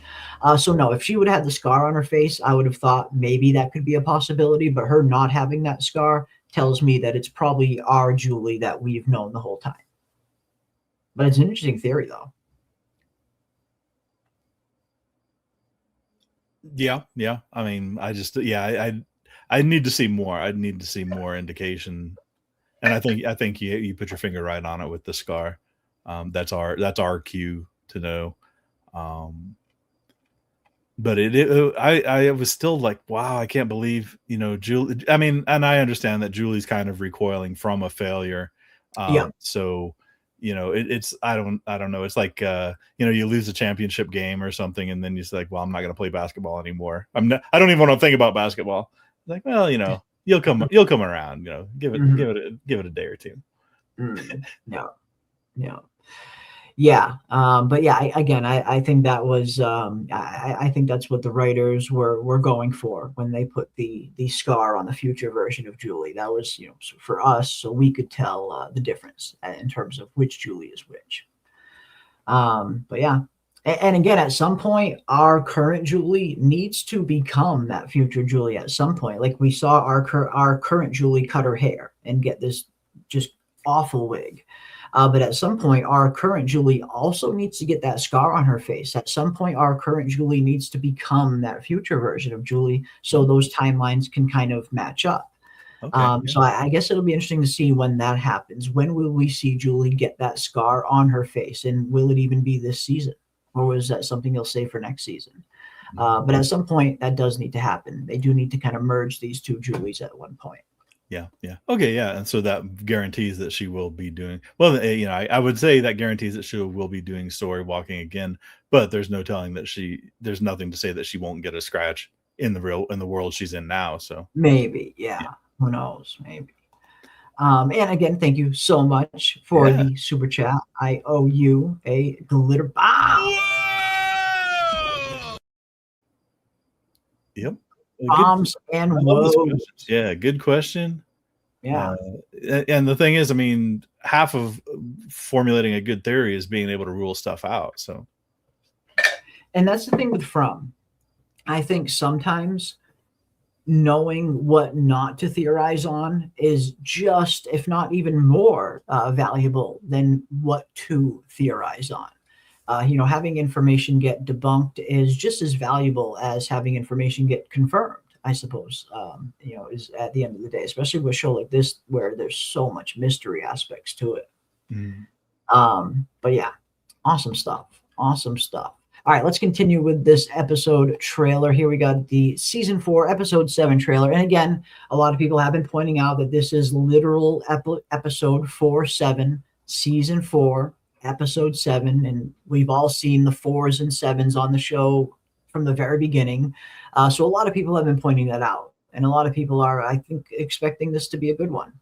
But here we see Henry and Jade in the bar where Henry is starting to hallucinate. He's starting to hear beeping. He's starting to see lights in his eyes. And again, just off first glance, it looks like your average kind of hospital monitor beeping that he's hearing, and the average kind of lights that a doctor will shine in your eye, when you're kind of laying in a hospital bed. So again, it seems like maybe Sophia is laying the groundwork here to get Henry to question his reality. But let's see where else this goes. So explain to me why you don't have an eye. We are all being tested. Part of your test is getting mutilated. There is a truth behind all of this. And this made me laugh the first time I saw it, just because I love how Julie's just like giving Elgin the fucking business right here. And I feel like we're getting a kind of an interesting insight. And I mentioned some of this in my trailer breakdown. But I think we're getting an interesting insight into kind of Elgin's state of mind in his headspace as well, where he still, even after all of this shit, he still believes that a part of him is getting tested, that all of this is one giant test from God. Like he still is in some way believing that. And I love how Julie's kind of like throwing it right back at him. It's like, oh, so part of your test was to get mutilated, huh? So I love how Julie's kind of like throwing it back at him there in that moment. Like, okay, this was all one test, but part of the test was you getting fucking mutilated. Right. So again, I feel like we have just a way different Julie now. Like this is something I wouldn't have pictured Julie saying in like season 1 or 2. But I feel like ever since Julie has become a story walker, it's not only made her character more interesting, but it's made her characteristics more interesting as well. I feel like personality wise, she's changed a lot since becoming a story walker. And some of it is for the better. She's becoming a more interesting character, I guess, for me anyway. Yeah. And her acting, Some people feel like like she's overacting and in every scene. I don't see it that much. I kind of dig it. I mean, she seems energetic. But yeah, this seems like it'll be a good scene. I mean, she'll be asking him, yeah, is getting mutilated part of your whatever, your test or whatever. And if I were to channel Elgin, I don't know, I can't remember how much he quotes scripture, but the entire book of Job is about a test, and Job had everything bad done to him, like lost everything as a test. So getting an eye poked out or getting your finger smashed or getting your hand smashed, probably, depending on what wavelength Elgin is running on, probably is her argument isn't gonna probably affect him all that much. I think. No, yeah, you're probably right. But yeah, it's again, it's after everything Elgin has been through, after getting manipulated by this kimono creature, it is kind of interesting to know that he still feels that there's a part of him deep down that is getting tested, that this is all just one giant test. And I feel like that is going to make his character a little dangerous going forward, because that tells me that he is still very much susceptible to future manipulation. Like if he hasn't learned anything from this experience, which it seems he hasn't, it doesn't seem like he's learned anything from it. Right. Then that tells me that yes, you are very much susceptible to getting manipulated again at some point, because you haven't learned a single fucking lesson as to why you lost an eye in the first fucking place. Right. So yeah, I think it's going to be an interesting to see where they're going to go with Elgin's character. But again, I could totally see him being susceptible to getting manipulated again. Yeah, if that's the format that he makes sense of the world that he's in, then it wouldn't be inconsistent for him to go back, to fall, into the same traps again. Yeah, exactly. I think it would be right on par for his character, if anything, just based on what we're hearing from him here. But yeah, Elgin needs alcohol. Maybe. Let's see what else we got. Yeah, I love Julie this season, and the wig has been 80% of the reason why. The fucking wig, man. The wig, it's gotten to the point where the wig has become a character in and of itself. Like, it's not just like Julie's wig anymore, like it's an accessory. Like, the wig is a living, breathing, growing organism at this point that has its own character, its own backstory. It's got its own memes. It's got its own fucking like Facebook page probably by now. Julie's wig has kind of taken off into a life of its own. Oh yeah, I'm waiting for Julie's wig, like a person's like profile in the chat, somebody's name being Julie's wig. Julie's wig. Oh yeah, it's going to happen now. It's only a matter of time now until someone makes up an account saying Julie's wig with one of these as the profile pic. And the thing is, man, we're supposed to be credulous. We're supposed to accept it as her regular hair for another 15 episodes, and I don't think there's any. You may not have to like roll on the floor with laughter about it, but I'm just gonna, in the back of your mind, I know, in the back of your mind, you're gonna be like, God damn, man, there it is again. Every scene she comes on, there's that wig again. Mm-hmm. Yeah, no, just a funny meme at the end of the day. Nothing malicious about it. It's just it just shows the From fandom's creativity. And I feel like we always see, a dose of this whenever some kind of meme or some kind of joke kind of is introduced into the From fandom. We really see the creativity of our From fans, where they start just putting out hilarious memes like this. And this one has definitely very much taken on a life of its own, I guess you could say, a literal life of its own, where this wig is like its own character at this point. Yeah. So, I mean, I love when people do that anyway. I love it.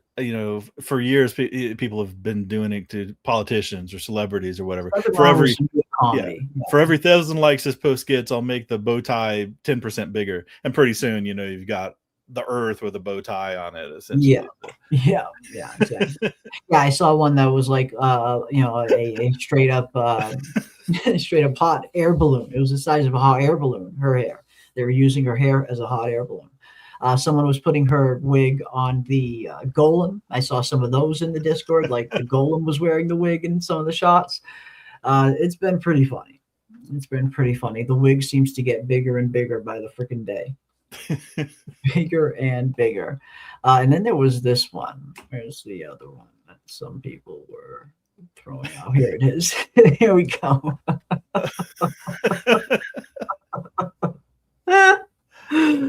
Oh man, the fucking memes, man. The fucking memes this fandom comes up with.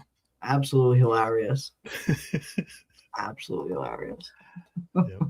Somebody somewhere, the originator of the first one, is just sitting back with the most satisfied smile ever. Because again, that face is what makes it perfect. The stinky smell face. Yeah, it's the fucking face that makes it. Yeah. The face fucking does it. It's her fucking face. Douglas Hughes, man, we need more of you, man. Where are you at? Welcome, Doug. Hope you're doing well, my friend. Hope you are doing well. Hope you are enjoying the season. And it's good to see you. Always good to see you, my friend. Get back in there and eat some livers, man. Yeah, we need Doug snacking on some more livers on screen. That was fucking gnarly. Yeah, that was gelatin, right? What flavor of gelatin was that? I was gonna say, I'd love to see. I'd love to know what that liver was made out of. Was it just gelatin, as you say? And what was the flavor of it? Because that looked gnarly. It looked absolutely insane, but it was a great scene. Absolutely great scene. All right, let's see what else we got. We got Sunflower for another $4.99. Thank you so much, Sunflower. Very, very much appreciate it. Henry foreshadowed Dr. Mabuse in the ambulance. This is exactly why the Man in Yellow is doing. If you review Dr. Mabuse, that is a what right now with the Man in Yellow. Again, the Dr. Mabuse Man in Yellow thing, that became a pretty popular fan theory when season 3 ended, just because we're seeing the Mabuse all over the defibrillators. But yeah, part of me starts to wonder if this is meant to indicate something deeper, or if it's just a little wink and a nod, to Dr. Mabuse, and it's not really going to have anything to do with the actual narrative, I guess is the question. Because I think that's always the question, at least for me, when it comes to From and it comes to some of these potential influences behind it. I always have to ask myself, is this something that I'm seeing? Or is this something that they are meant for us to see? I guess is the question. But yeah, I don't know. When I see the whole Mabuse thing on all of the defibrillators, part of me, since it's not really a big part of like the main narrative, part of me does wonder if it's just a little wink and a nod. But who knows? Maybe it could mean something a little bit deeper. I very well could be wrong. What about you, Raven? When you see the Mabuse, does it make you think that maybe Dr. Mabuse is some kind of small inspiration in some way on From or the Man in Yellow? I think it's a tip of the cap. I think it's an acknowledgement, but I don't know how much it influences, the actual story. Yeah. Yep. Yeah, that's kind of where I'm at. Like a name check. Yeah. Yeah. And that's what I thought a lot of the 4s and 7s were for a long time. Like just a kind of a wink and a nod to Stephen King, because the 4s and 7s are closely tied to Stephen King. And we know that, Jack Bender and Stephen King are like best friends. So I guess it'll be interesting to see what we get in this episode. Now that we are literally entering season 4, episode 7, literally episode 4-7. I wonder what we're going to get. I wonder if we're going to get a 4-7 sighting in episode 4-7, or some kind of answer in episode 4-7, maybe. I don't know. And the important answer we got. Yeah. Berry, some kind of berry flavor is it was the liver, the gelatin, some kind of berry flavor. Yeah, I think you're going V. I mean, Doug, I would not blame you, sir. After that, after having to do that scene, looking at meat going forward, it might be a little different. Yeah, I could totally see maybe going vegan after having to film that. I loved how the artery, the little hepatic artery, like jiggled and stuff. Is like, wow. Even in that, even in that slightest of seconds, you've made a huge impact. I mean, the Man in Yellow in Man in Yellow form is it's just so good, man. So much better than character. Yeah, it is. It is a little better, in my opinion. Yeah. I miss the Man in Yellow version of the Man in Yellow. Now, not that Sophia can't be interesting at times, but I do miss the Man in Yellow version for sure. But yeah, that was creepy seeing that that scene. And again, yeah, I mean, how do you ever look at Meet the Same ever again after that? It's you just can't. Yeah, I don't know how you can. How do evil ones clean their clothes in this town? The Man in Yellow's jacket was a bloody mess. And yeah, we've seen this kind of theme on the show in the past, right? As well, Michael, with the one of the monsters, well, many of the monsters, but in particular the Milkman. We see the Milkman monster in the beginning of season 3, right as they're actually letting all of the animals out, as they're luring the people out of the houses. We see the Milkman goes up and kills the cow, shreds the cow's throat absolutely savagely, and then takes the blood and wipes it all over his shirt, all over his suit. And then we see like 2 episodes later, the blood is still on the Milkman's suit. And then an episode or 2 after that, when we see the Milkman again, the blood's gone. It's completely gone, completely disappeared. So we have seen this instance happen on the show in the past where we'll see characters get bloodied up, and then next time we see them, they're just completely clean. And again, it could just be that they're literally just cleaning their clothes, or they're just changing their clothes, and they have multiple kind of suits of the same thing, which would be very kind of weird. I don't know.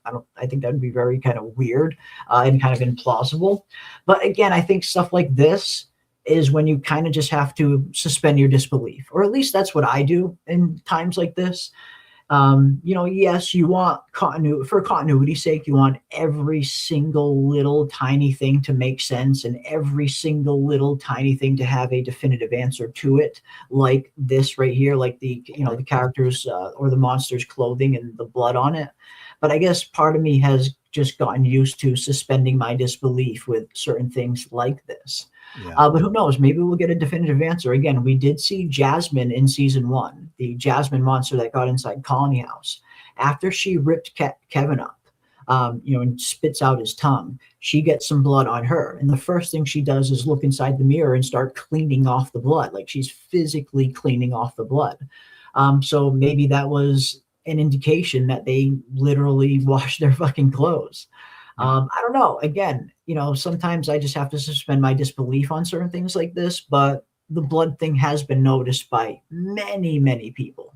Yeah. That's how I feel about it too. And the other side of it is, I mean, you can burn calories with brain power thinking about it, but you also have to weigh the probability of actually getting an answer about it.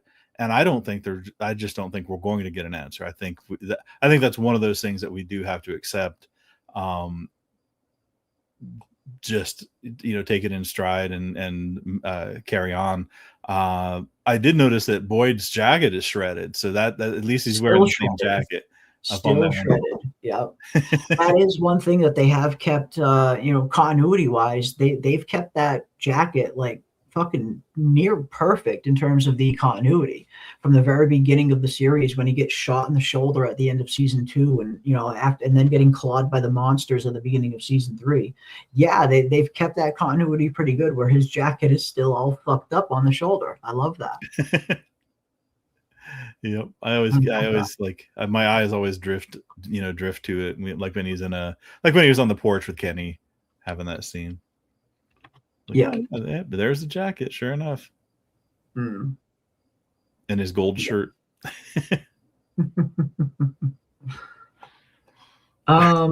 This has been on the screen for so long. I know. All right, let me move this thing out. Let's move this thing out. Let's get back to the season 3 season 4, episode 7 trailer, shall we? And we will play it one more time for everybody to see. And then we will continue discussing just where exactly is season 4, episode 3 going to take us. What is it? Do you hear that?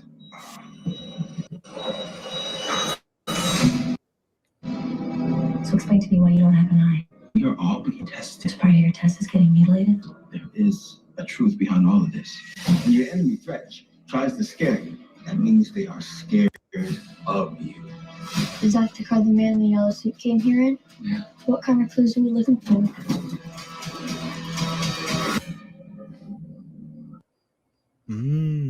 So did the zoom and enhance people figure out what is in the glove box?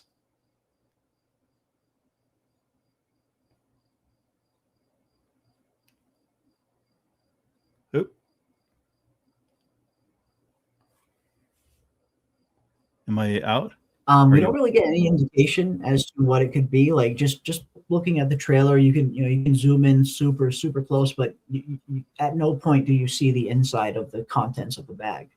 Now, if anyone saw my episode 7 trailer breakdown that I put out a few days ago, I had a few different ideas in terms of this maybe being the Christopher missing item that wasn't in the suitcase. I think we were led to believe when in season 3, when we found out that the boy in white told Victor to bury something that belonged to everybody. We noticed that when Victor gets to the suitcase, there was nothing in there of Christopher's. And I think we were led to believe that that the Christopher item was the doll, the ventriloquist doll. That was the item that belonged to Christopher's. But that item never would have fit in that suitcase to begin with. What if there was another item? What if there was another item that belonged to Christopher that was supposed to be in that suitcase, and that is what is in this pouch here? And the second possibility that I discussed in my trailer breakdown is that maybe this is the Man in Yellow's stash of human teeth. Oh, okay. Yeah, I wonder. Yeah, I guess we'll have to see when they linger on the scene a little more, if there's like cobwebs and stuff, or if it seems like it's been disturbed and visited at a on a regular basis, providing that Sophia isn't stashing the tooth in her house with Sarah right now. It like, does she immediately run and stash it in the car with the rest of everything? It'll be interesting, boy. Yeah, and I think that will be for us. I think that will be the reveal. I think that will be, if there's not a lot of action, if there's not a whole lot of anything else going on. I think that's going to be the only reveal we get in this episode. What's in that bag? I think it might be. I think it's even if there's multiple reveals, because like I said, we've heard that we've heard that number 7 is supposed to be a banger of an episode. So I'm expecting balls to the wall. If not action, then reveals, like significant reveals. It does appear from the Colony House scene that Boyd is still forming his party to go adventuring down in the cave. So I don't know how much of that we'll get to see. But I think when we see whatever is in that pouch, it is going to be significant. It's going to move. It's going to make this episode great, and it's going to move the plot forward significantly. That's my hope, at least. Maybe that would be the game changer, or a pivotal point in hopefully the entire, not just a season, but in the entire show. Hopefully. Interesting. Yeah, that maybe I'm high on hopium, but no, nothing wrong with having a little bit of hopium. We all have a little bit of hopium that these last 4 episodes are going to be bangers, and I am included among that rank. Let's see what we got here. We got Katrina Marie for another $9.99. Wow, thank you so much, Katrina Marie, for the $9.99. Very much appreciate that. So my man's had a theory about the Man in Yellow I haven't heard discussed before. And I think I see the theory up here in the chat. Awesome. My man had a theory that Boyd never retired and he's in a military-induced coma, and this is all in his head. Ooh, interesting. Very interesting. And the Man in Yellow is a manifestation of the darker things he's done, and battling him/the town is his way of mentally wrestling with the guilt. After all, Boyd means yellow and Stevens means king/crowned. This is true. I mean, I even came across some of this when I was doing some research for a different video a little while back, that the name Boyd Stevens does translate to yellow and crowned, or yellow man that is victorious in some iterations as well. So yeah, a lot of people have wondered if Boyd and the Man in Yellow are tied to each other a little bit deeper. But no, that is an interesting theory, Katrina Marie. I don't think that's a theory I have heard yet as well. So in terms of that being a new theory, yes, that's definitely a new one for me. I haven't heard that one yet. But no, interesting. Again, we know that Boyd's military past is very much a part of him. We know that Boyd goes to, or at least Boyd did go to his wife's grave and ask her that exact question. He wondered himself at one point, is this all a dream? Am I laying in some kind of hospital bed somewhere and you and Ellis are waiting for me to wake up? So Boyd himself has asked himself this question. So no, I think it's an interesting theory, if nothing else. Yeah. Did the showrunners though? Did we not get confirmation? For some reason, I felt they expressly. They did say that it's not a dream. They did say that Fromville is not the cause of someone's dream, and they did say that Fromville isn't purgatory. Now, could coma be different than dream? Maybe. I don't know. I suppose that's a technical area that is above my pay grade. But yeah, I do believe they did say in that E-Man interview that it wasn't a dream and that it's not purgatory. Okay. So that technically but coma, is still on the table. I'm not sure. Right. Coma, I'm not sure though. But no, again, it's, if nothing else, it is it's an interesting theory, one that we haven't really heard a lot before. So yeah, I always like hearing some new theories. That's for sure. I'd heard Ethan. I've heard it with Ethan, but that it's all a dream from Ethan, or that it's all a dream from Victor. Yeah, correct. Yeah, we've seen a lot of those theories. But yeah, let me get this last Robert one, and then I will be right back. Let's see, we got Robert Saunders for $5. Thank you so much, Robert. Look closely. Henry transports to the Matthews house when the lights flashes into his eyes. You have to pause it at the right moment. And yes, I actually brought this up in my trailer breakdown, the episode 7 trailer breakdown that I did the other day. We talk a little bit about this in that video as well, because I also did notice that, and PM and I even went back to make sure 100% that it was indeed the Matthews family cabinets that we were seeing in the background. And it 100% is, because yes, at one point we see Henry kind of bugging out. He's hearing this beeping, and then all of a sudden it seems like he is transported to the Matthews house. Either that, or the trailer is making it look like he's transported there, and these are two totally different scenes where the same thing is happening. And I could see it I could see it being both, where he's actually standing inside the Matthews family house here, and he's starting to have those hallucinations that he was having in the bar. Because again, we know how these trailers love to make it look very sleight of handish. So if he's not directly transported here, I could see these being two different scenes. But yes, we do see him, from the trailer's point of view, it looks like he's transported to the Matthews family house, and we can see their cabinets in the background where he's getting the light flashed in his eye. So yeah, exactly. What exactly does that mean? Why is he seeing this light? Why is he hearing this beeping? Why is he being transported into the Matthews family house? Again, if he is being transported into the Matthews family house, which I'm not 100% convinced that he is, I wouldn't be surprised if these are two different scenes where he's just experiencing the same light and the same beeping. That would be tricky of them to put in a trailer, but absolutely not out of character for them to put in a trailer. Yeah. Definitely not beyond their purview, I guess. Right. But if not, yeah, why is Henry being transported into the Matthews family kitchen? And again, based on the cabinets in the background, and in particular, not just the cabinets, but this wooden little light chandelier thing, this is definitely the Matthews family kitchen that they are currently living in. So yeah, I guess it'll be interesting to see, is this Henry feeling like he's getting transported there? Is that just another attempt to make Henry kind of question his reality? Because again, hearing the beeping, seeing the lights, it does seem like maybe Sophia is trying to get him to question his reality, that maybe he's in a hospital bed somewhere. And maybe this is in line with that, making him kind of appear in just different places, making it seem like he's just popping up somewhere else. But again, I could also see it being two different scenes as well. I could see it going either way. Yeah. And just seeing those cabinets, talking about the cleaning, the laundry service of the monsters, and not getting an answer for that. I still want an answer about the poltergeist. Was it Polter exactly. Kim? I heard it's Polter Tin Chin. I've heard. Yeah. Yeah. Again, yeah, what exactly is going on there? And I believe PM was even mentioning the other day, when we were talking a little bit about this scene, that what if we're getting the origin of those cabinets being slammed? What if it's Henry? What if Henry gets transported into the Matthews family kitchen and he can't see Tabitha? Tabitha and Ethan and Julie, that like they can't see him, they can't hear him. So we start slamming all the cabinets to see if they'll notice. I thought that was an interesting theory, if nothing else. But yeah, I don't know what's going on with Henry here. Why exactly is Sophia making Henry see all of this? What is she ultimately pushing Henry to do? Right. And how much of what we're seeing is real, even in the trailer, or even what they'll show us in the show.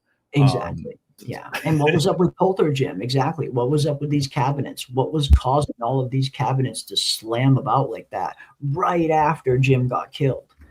So I do like the Polter Jim myself as well. Yep. And he spared the kids from that vegetable stew that Tabitha had.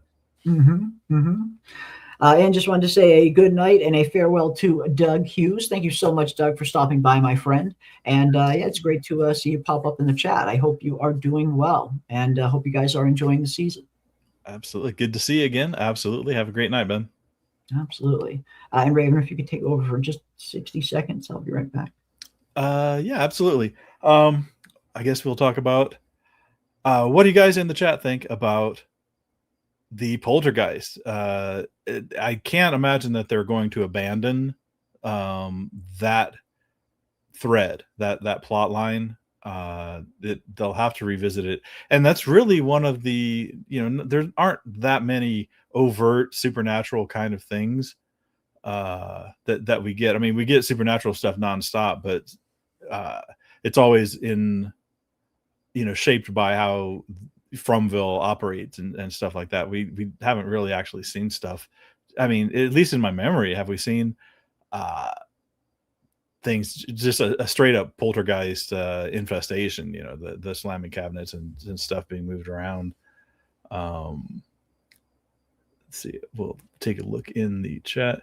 Crazy. Yeah. Crazy that no one in the house said anything about it to anyone. Yeah. You'd think that would be somewhat noteworthy. And especially when you have, like everybody in the house witnessed it. So it's like, okay, yeah, just don't mention it. I wonder if Julie and like they did kind of cut while they were painting, they kind of cut away and they had a nice, lovely scene. I wonder if they're going to have any further conversation that gets a little deeper into each of their experiences, because that is one thing. I don't know how many, other than Randall, Julie hasn't really confided about her story walking. I don't believe so. Yeah, I mean, there's going to be a lot of discussion to be had, or Julie initiated that interaction with Sarah by saying, I understand what you're going through.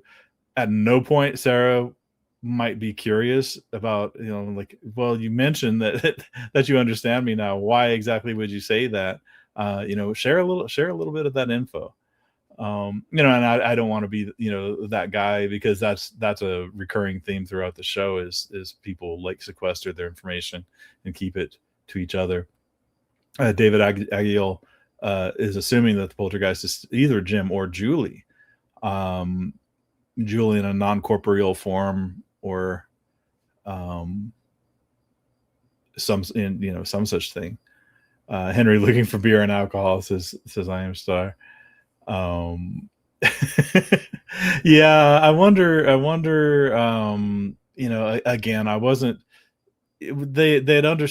I understood establishing Henry as drinking a lot when he was grieving, and never having coped with the loss of his wife and 2 kids. That I could kind of understand. I guess, if that was part of him having access to high octane alcohol, in Fromville, probably doesn't take a whole lot to relapse. Thing is, though, they haven't really explored kind of, I mean, they even glossed over Marielle's addiction. Kind of, they mentioned it and they touched on it for about, part of one episode where she was sneaking into the medicine cabinet. But you could never say that the show is about addiction or coping with addiction or relapse or the consequences thereof and all that kind of stuff. It just seemed like it was kind of like a one-off thread that they wove through one episode. Let's see. We saw the electric lights flickering ominously. Okay, yeah, that's true, and they did spend camera time on that, with the flickering when strange stuff happened and poltergeist happened at the same time Jim's body was carried to the barn. Yeah, and that it's one of those things that it happens at the same time as something else happens, so we think that the two things are related, but they may not be. But I totally agree. I 100% feel like they lead you to infer these things because they happen in close proximity. So and that's entirely natural. They're leading you to think that. I wonder if they're going to do a rug pull or a twist and try to trick us. They need a Rambo character to come to town and map the forest. Yeah, it'll be interesting. Where map that shit. Where do they go from here as far as exploration and adventure? I mean, are we done dealing with the cannibal village now that the dolls are an element? Yeah. Or are we 100% going to focus all on the underground quest now? That'll be a good question. I mean, it seems like so far in season 4, it seems like the main storyline seems to be the Jade and Boyd one, at least so far. Tabitha, she still hasn't really come to terms with any of this. She isn't really actively pursuing anything other than trying to help Ethan out with this Lake of Tears thing. And slowly remembering a little bit more and more. Other than that, Tabitha hasn't really had a storyline much this season. So it's really been the Jade and Boyd. That's been pretty much the main storyline so far in season 4, and what Sophia is doing as well. Those have been the two kind of congruent main storylines, with some smaller side storylines running parallel to those, like Fatima and the Golem and stuff like that. But yeah, the Jade and Boyd storyline does seem to be, or at least it feels like it's heading in the direction where that is going to be the main one. That is going to be the converging main storyline, where hopefully by the end of the season, Jade, Boyd, Tabitha, and a lot of our characters are all working towards the same goal. Ideally, when you get to the end of seasons, especially when you get to the end of series, you want to start seeing some of these smaller storylines start to converge into one big one, or at least a lot of stories do that. So it'll be interesting to see what From does. From isn't super conventional in its storytelling. So it'll be interesting to see if the storylines do converge or if they kind of stay separate the whole way. But at the very least, it does seem like it's shaping up where this Jade going into the caves storyline seems to be the main one. Yeah, and that was weird to me too. Now, I mean, Boyd is gathering up his party, but even though Jade's hallucination or his vision of the door being there, and then Boyd confirming that the door is there, even with that confirmation, there's a lot of other elements to Jade's vision that require a whole lot of things to go right. Because even if the bones are where they're supposed to be, there's no guarantee that they work the way that exactly that they're going to do what he thinks they're going to do. And right. I get the feeling they won't. I get the feeling this first try for Jade won't be the answer. I get the feeling there's, just like Julie is experiencing trial and error with her story walking and getting a handle on it, I have to imagine the first idea that Jade gets isn't going to be the idea that gets everyone home. He seems to think that putting these bones to rest might be the answer, but I get the feeling it's not going to be that simple. And if he is wrong and he gets a bunch of people killed in the process, that would almost turn the town against you. Exactly.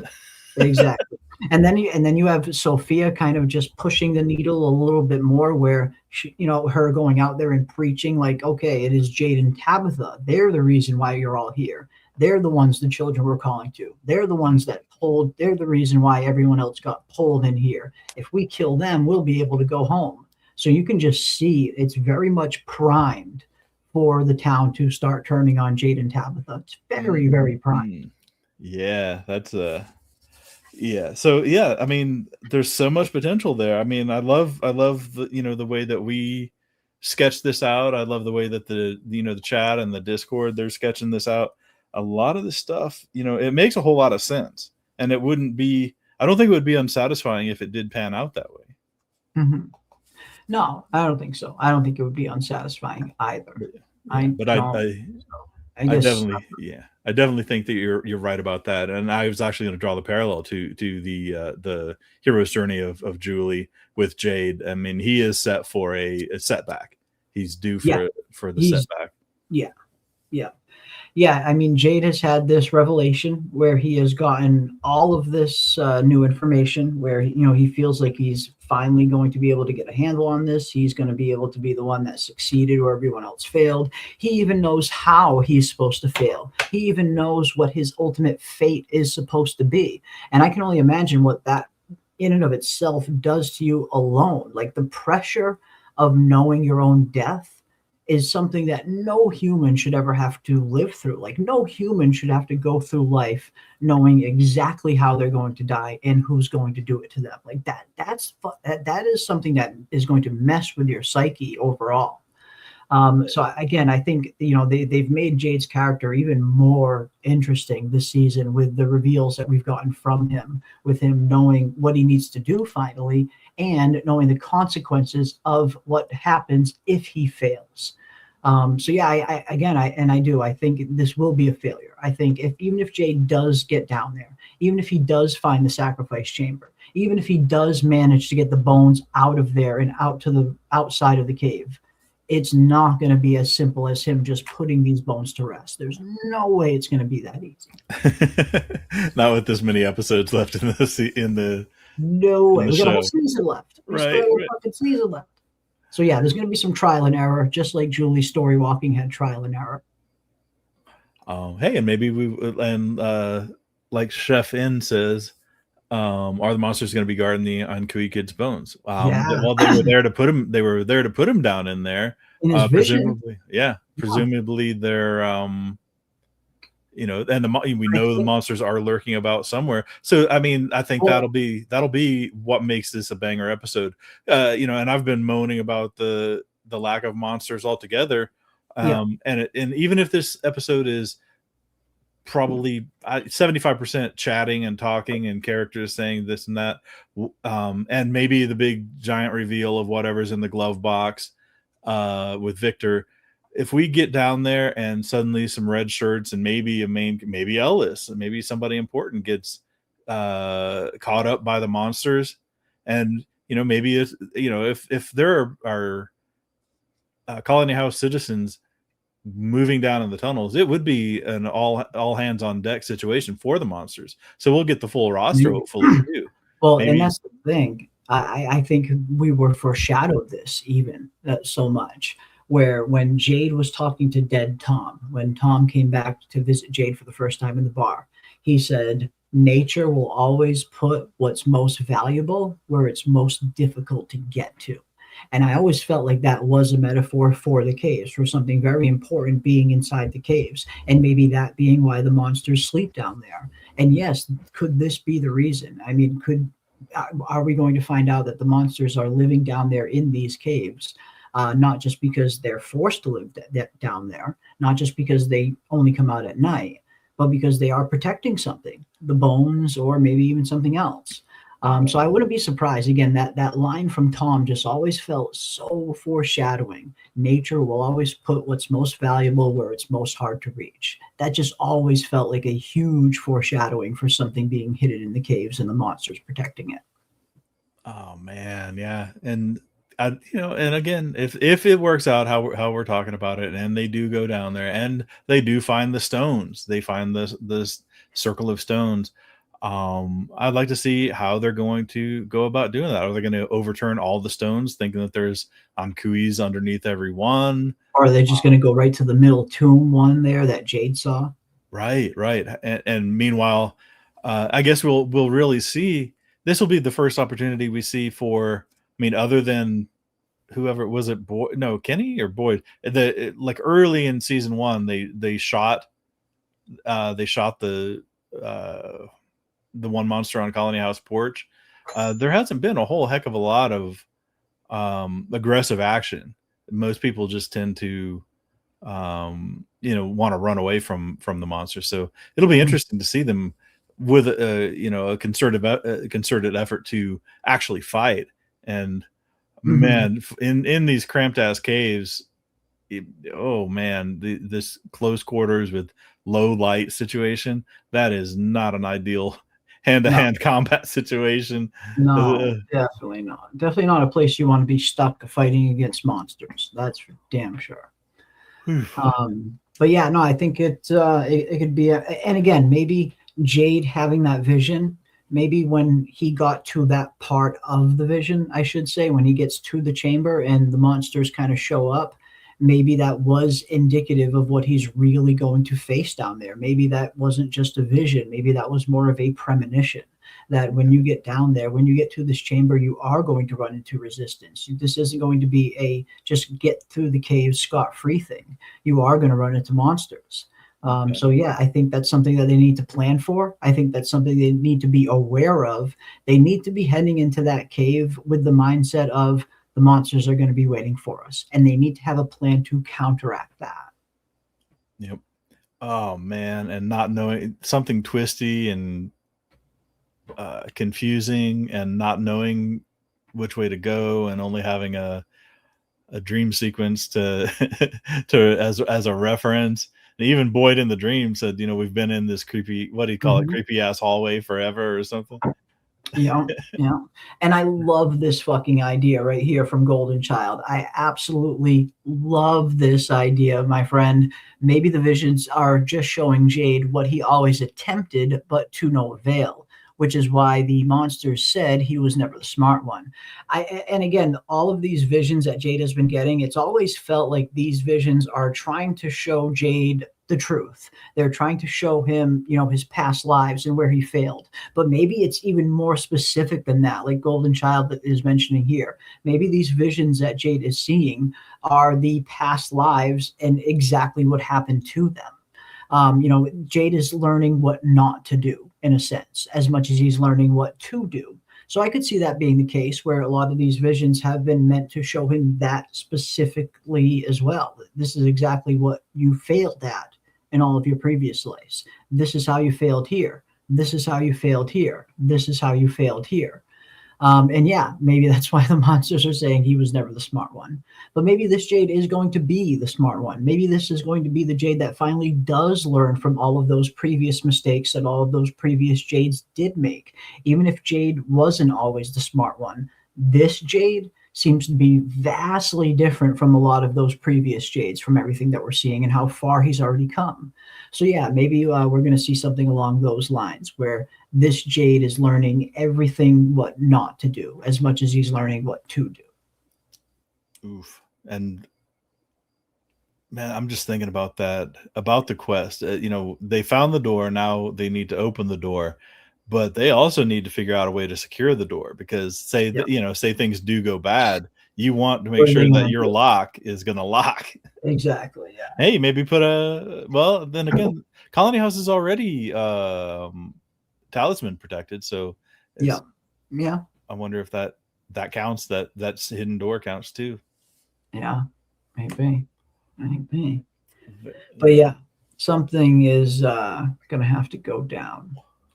Well, now I'm a hell of a lot more enthusiastic about episode 7 than I was going in, because based on the trailer, the trailer, it didn't seem like a whole heck of a lot was going on. It seemed like almost like a roll call. It almost seemed like we're getting, okay, this will be the scene pairing here. This will be the scene pairing. Okay, Victor's going out to the thing, and Boyd's going to talk to Colony House, and we already knew that he was going to do that. And what else? So now there's a lot more potential. I'm wondering if again, it's just the hopium. I'm talking myself into being excited about the potential of all the stories that and that I think that's what our Discord's made of, is people like thinking up stories that are better than the show is actually going to provide sometimes.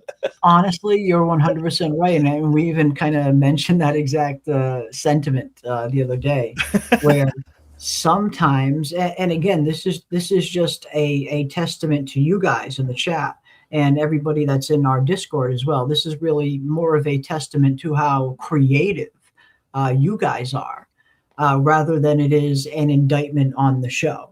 But yes, I mean, we have seen every once in a while where some of the theories that we talk about on the stream and a lot of the theories that you guys talk about in the chat and in the Discord end up being a little bit more intriguing sometimes than what we actually get on the show. So yeah, I love seeing the creativity, and I think that's normal. I think that happens with probably most fandoms out there, where when you have fans as passionate as they are about From, and not just passionate about it, but passionate and also knowledgeable.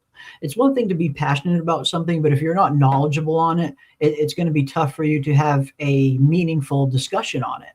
But I feel like we get the best of both worlds with the From fandom, where everybody's super interested in From, but they also understand it as well. They're also capable, everybody's capable of understanding the show and what the show is kind of like showing us.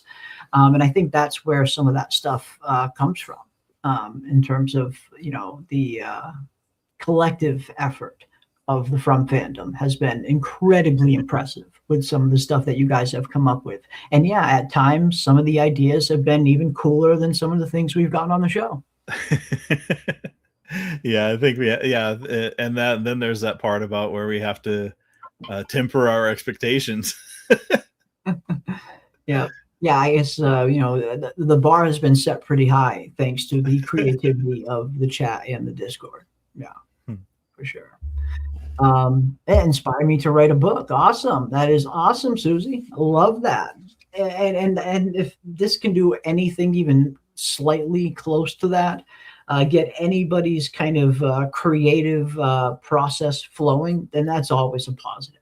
Because I know it does for me as well. Like, again, I say it all the time, but, I can't count how many times I've gone into streams like this with Ravener or with PM or Snug or Aldous or anyone. And I come out learning a lot more than when I went into it, whether it's from you guys in the chat, from my co-hosts, or both. There's always something fun to learn here in these streams, thanks to all of you people. So yeah. It's, if it can inspire you in some way, that is awesome, Susie. Right away, my friend. Right away. Absolutely. Yes. Well, I ever finished the book, it inspired me to be seen. Hey, I mean, I have faith. You'll, if you want to get it done, you'll get it done. Yeah, just do the George Martin method, and you should be good by 2046. Yeah, there you go. Late is better than never. Late is better than never, as the Song of Ice and Fire fans know all too fucking well. But we got Quan Solar saying, I hope that the Matthews poltergeist shows up again. And this is another thing that we have seen, commented on a little bit over the last few episodes. The further we get away from the poltergeist incident, I feel like the more people are starting to worry that they're not going to get an answer for it, that it's going to be one of those things that just stays ambiguous on the show, like certain other aspects. But yeah, I feel like that was such a specific and deliberate thing that they did with the cabinets just slamming all over the place. Very Paranormal Activity-esque, I guess you could say. It just seemed a little too deliberate for it to not go somewhere. So I am hoping that we are going to get that storyline fleshed out a little bit more, and we will find out exactly what's going on there. Because again, it's not like this was just something happening in the background. They made sure that we, as the audience, saw this aspect being introduced into the story. So I have to imagine they're going to revisit it, right? What do you think, Raven? And what do you guys think in the chat as well? Will they revisit this, or will it stay ambiguous? Yeah, I mean, like you said, it was such a prominent part of that one episode. It was, immediately after, like Jim's passing. Yeah. I would like to see either them answer it and resolve exactly what it was, or maybe if somebody else dies in the future, then we get poltergeist activity somewhere else, indicating that, maybe a recent death under whatever, circumstances creates poltergeist activity somewhere else. They can't, whatever they do, they can't just drop it. It has to be addressed in some way. And there are several other things that they can let drop or that don't need to be revisited. But that was too much. You can't not do that. And that's kind of how I feel as well. I feel like you said, this was kind of a little bit more of a deliberate one. It's not something that was just happening in the background. Like you said, it was right there, right in front of our eyes. Like we were meant to see this as the audience. So yeah, I have to imagine that they're going to return to it at some point and give us a proper conclusion. Yep. And again, there's a million ways they could probably do it. I'm sure. Yeah, the chat and everybody else, we could all theorize on how would you like to see it resolved? How would you like to see it? I mean, just from a pure TV show making perspective, knowing that you don't have you won't have a ton of time to spend on resolving it, but you do have to provide a resolution in 37 seconds of screen time. How do you do it? Go. How do you do it? Go. Yeah, exactly. But no, I'm hoping that we are going to get some kind of resolution to that, because again, it was so different from anything we've ever really gotten on From up until this point. Like, we've gotten a lot of weird stuff on From, but a lot of it was centered in kind of our reality in terms of like corporeal things. This was like straight up paranormal activity, cabinet slamming all over the place. So yeah, I have to imagine they're not going to just throw something like that in there and not pay it off. Are we excited for Wolverine? If you're talking about the game, I mean, from the trailers that I have seen, it looks fucking phenomenal. It looks really, really, really good. I had no idea that there was even a Wolverine game coming out. I haven't been keeping my ear to the ground as much as I probably should with the gaming industry, and that's probably something I should change because I do like gaming. But no, the Wolverine game looked really, really good. Yeah, I got lured into Windrose, the pirate, adventure and building and everything else. But yeah, I don't have a console, so yeah, I haven't followed Wolverine either. I'm sorry. I'm not up on the latest. Yeah, I haven't played much recently, but Ravener and I were playing Red Dead Redemption 2 a few months back. And that game's just so fucking fun, man. It's just such a fun game. Red Absolutely. Dead. It's so good. Such a good game. But yeah, awesome stuff. Awesome stuff. All right, last few scenes here. After this, we see, again, we talked a little bit about the Julie and the Elgin scene, how Julie is kind of just giving it to fucking Elgin here. Again, we get a little bit of an insight into Elgin's psyche, if nothing else, how he still thinks that all of this is just one giant test from God. He's still being tested. Even if he kind of knows that the kimono creature wasn't an angel, he still believes that it was part of God's plan, that this was all just one big plan still. So again, I wouldn't be surprised if Elgin is going to be opening himself up to future manipulations, maybe. And then we get to Boyd. We got Boyd at Colony House delivering an interesting speech, if nothing else. Maybe not as epic as his usual speeches, but then again, we only see a small little glimpse of it here in the trailer. But we hear Boyd talking to the people of Colony House, saying that if this thing is afraid, if this thing is threatening us, that means it fears you. If the enemy is threatening you, it means the enemy fears you. Something along those lines. And it's funny because there is the enemy right there. We got Sophia literally in the very room when Boyd is giving this little pep talk, this little speech. And I'll play it one more time, I guess, so people want to hear it. Boyd's little speech, rallying the troops. This. When your enemy threatens, tries to scare you, that means they are scared of you. Is that the When the enemy threatens you. I beg to differ, Boyd. I see where you're going, but he's trying to keep morale. I feel like this is him. I feel like he knows he's bullshitting here, and when I talked a little bit about this in my episode 7 breakdown video, for me, when I hear this speech, this sounds like somebody that's trying to convince themselves just as Right. much as they're trying to convince the people that they're talking to. That's what Right. this sounds like, because it just feels like that's where Boyd is. Boyd, we've seen Boyd's sentiment. We know what Boyd really thinks deep down. He thinks that this is a losing battle. He thinks this is a no-win situation. Hell, he ran back to his fucking sheriff station to make sure that they had enough bullets for everybody to fucking commit suicide just in case this thing goes fucking haywire. That is not somebody that is screaming, okay, I have hope for the future. Right. He's already feeling a bit defeated. He's already feeling like he might know the outcome to this place and how we might only end up having a choice to choose how we go. So when you see him kind of trying to do this speech, rallying the troops, it feels like he's trying to convince himself as much as he's trying to convince the people he's talking to. And it doesn't seem like it's working very well. Nah, I mean it's a tough sell. And the thing is, I mean, how much is enough? How many volunteers will be enough? And then you get volunteers that you probably would rather they didn't volunteer. Exactly. Can't take any old schmuck,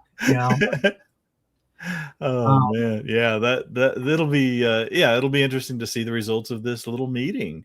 How well it's received. Who knows? Somebody like whoever the successor to Roger is could just be like, Boyd, you're gonna get us all killed. F off.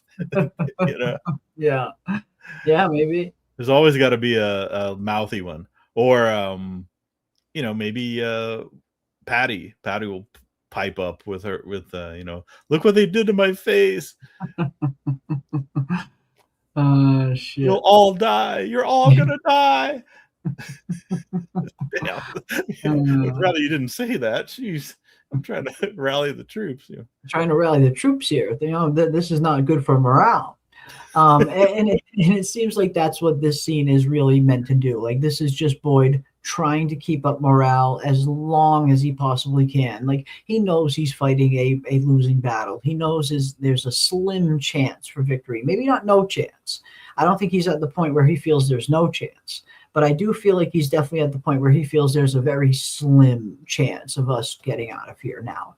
You can feel that is the turn that Boyd's character has taken. But yeah, he's got to keep the troops' morale up. He needs to kind of keep the town at least thinking and believing that they still have some kind of choice. You can't just all of a sudden have the town just know, okay, we're all fucking doomed and everything just falls to chaos and shit. That's going to be very difficult to deal with, difficult to get a handle on.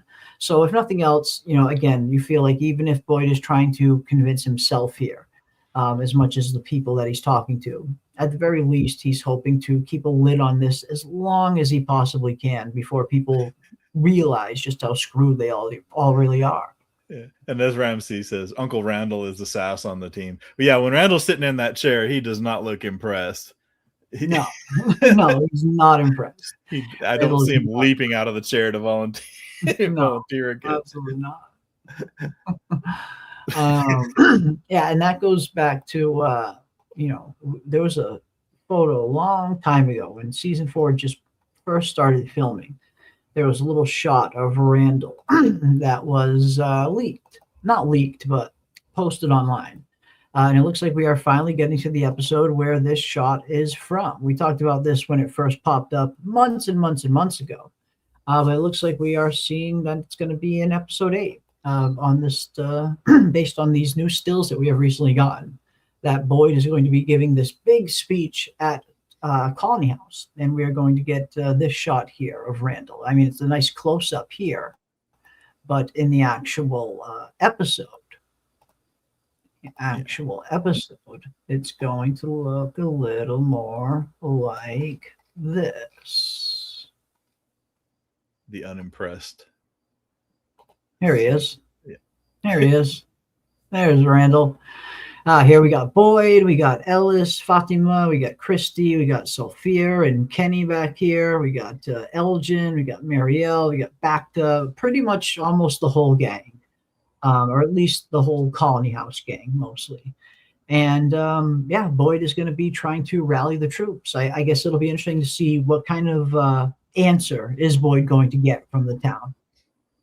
Oh man, yeah. And see, and the thing is, because it is so because Boyd is taking Jade's vision on faith, he's trying to sell it to everybody else. Mhm.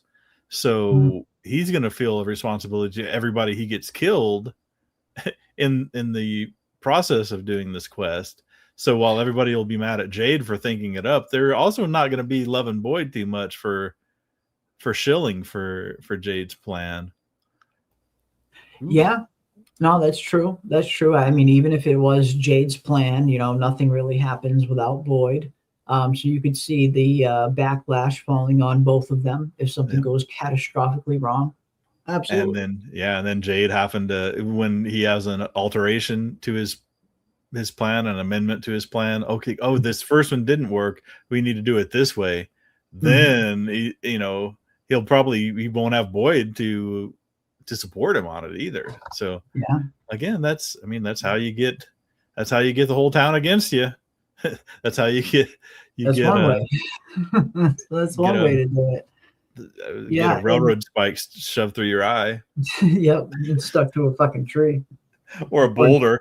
Or a I mean, and that one is the funniest fucking one. It's like, how exactly did they get that version of Jade in the right position where they managed to drop a fucking boulder on his ass? Like, how does that Wile E. Coyote cartoon episode even fucking happen?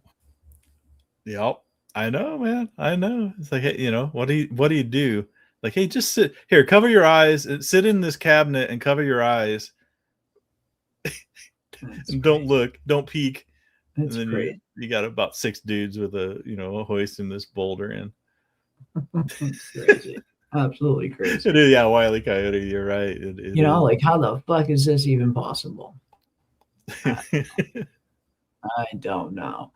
But yeah, there we go. We got a nice shot at Randall and everybody else at Colony House as Boyd is giving his speech, or what seems to be his speech, to potentially rally the troops. And then we see him continue. If the enemy is doing this, if the enemy is threatening us, that means they're afraid of us. And I love how as soon as Boyd says that, you see like the look on Fatima's face, like, oh, fuck.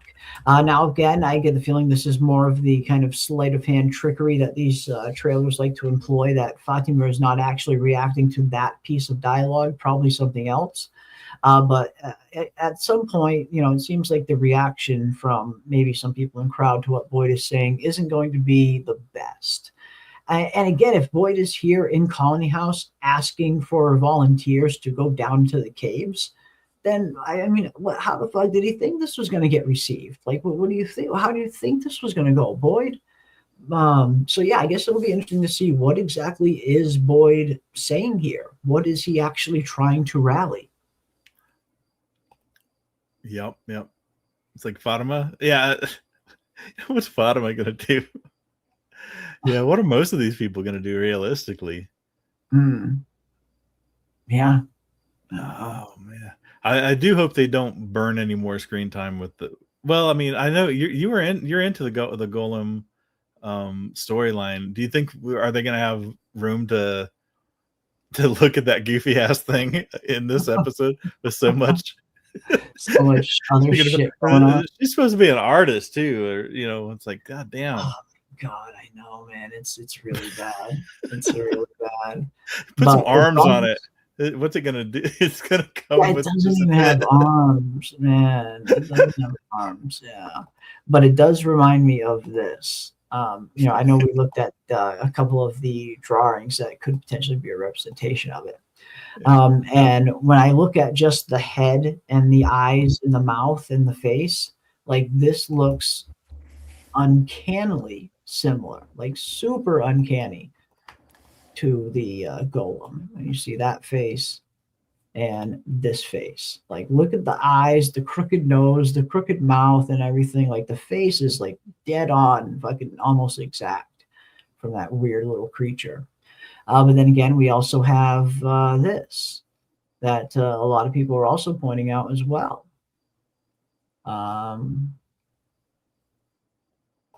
Where is that? There we go.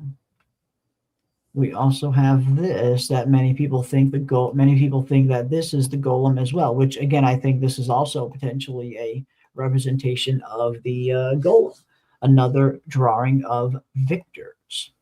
Okay. So here we have it, the golem, and again you see the red eyes, and you start to wonder, okay, is that a sign? Is this indicative of this golem kind of going on some kind of rampage at some point?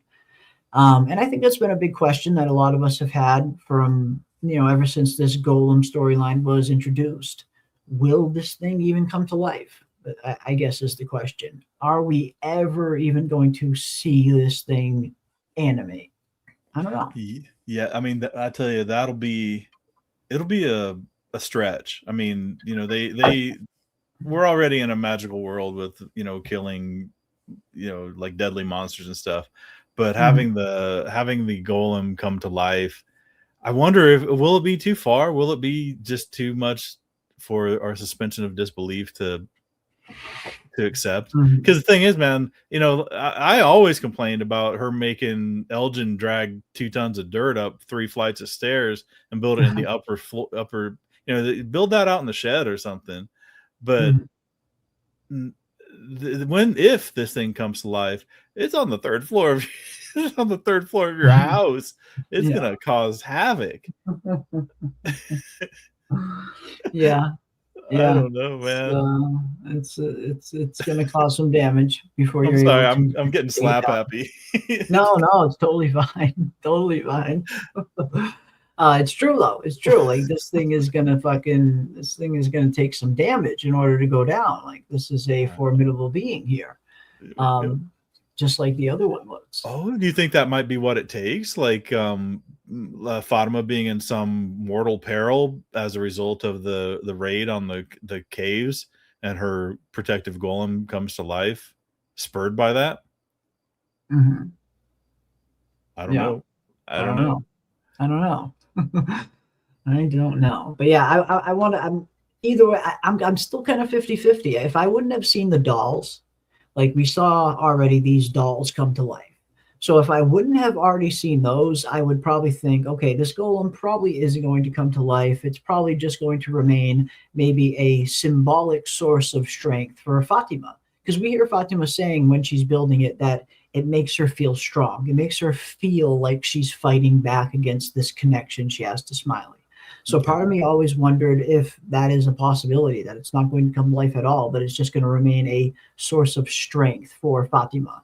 But then we saw giant fucking dolls brought out of the fucking lake and, literally kill NPC Roger. So now I'm starting to wonder, okay, is something like this a little bit more possible now? Again, this is Fromville, after all. If there is any place in existence where a golem could get brought to life, I suppose it would be Fromville. I mean, this place is crawling with supernatural activity that is unexplained. So, yeah, again, I guess I wouldn't be surprised if he does come to life. Jeez, that'll be another huge thing to deal with. Hey, as you mentioned, they brought the totems into town, so that it's got to be Chekhov's totems, right? You're not going to bring them into town without an opportunity to use them. Yeah. And then also, again, of all the things they could be doing with Fatima, rather than just passing mentions of her connection to Smiley, I'd like to see a little more demonstration of that. I'd like to see that shown in the show. We still haven't seen Smiley, even though Fatima said that she dreads the day that she looks out the window and sees that thing coming. Yeah. We've yet to see it. So it's like we have. Yeah, I know, right? Where the fuck are you, Smiley? I mean, this is what I'm saying. Like you go out of your way to bring Smiley back to life in a very questionable method, by the way. Many have questioned the method in which Smiley got brought back to life in terms of the timeline of it. So yeah, but you bring him back to life, you would think at the very least we're probably going to see some Smiley action in the first half of season 4. So I was super shocked. Here we are 6 episodes in and we still haven't seen Smiley, or at least not really seen Smiley. I can barely even really count that one scene we got of him and Kenny at the very beginning of the season, him saying, "Hello, Kenny."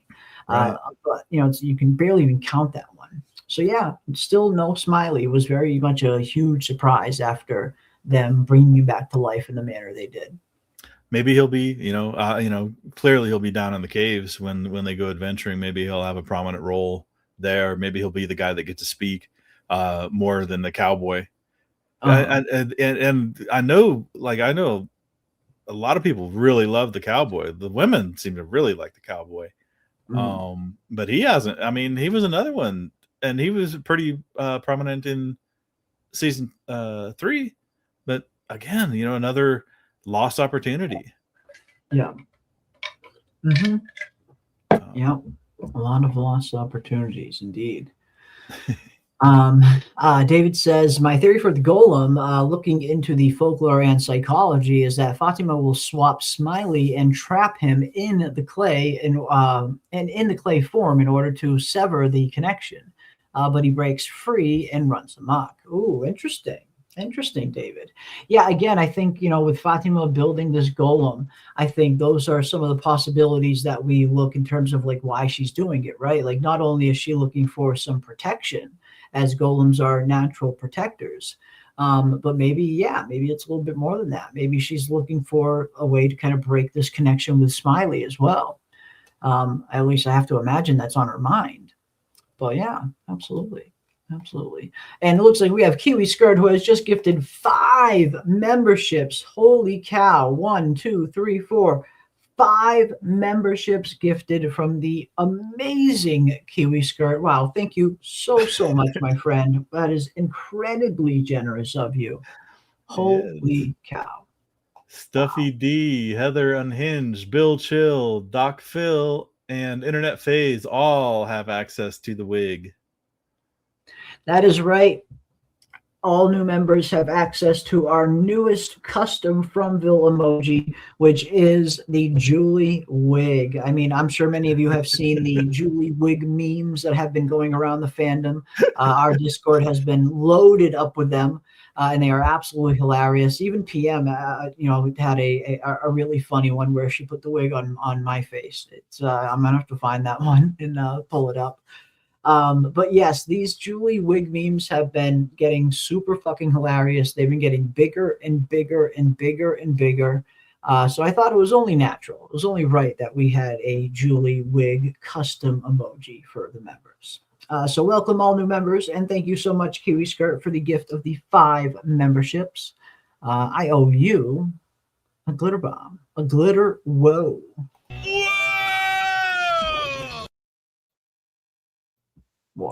Whoa. There we have it, folks. 5 new members. We are actually getting very, very close to unlocking another custom emoji slot where we can add a new one.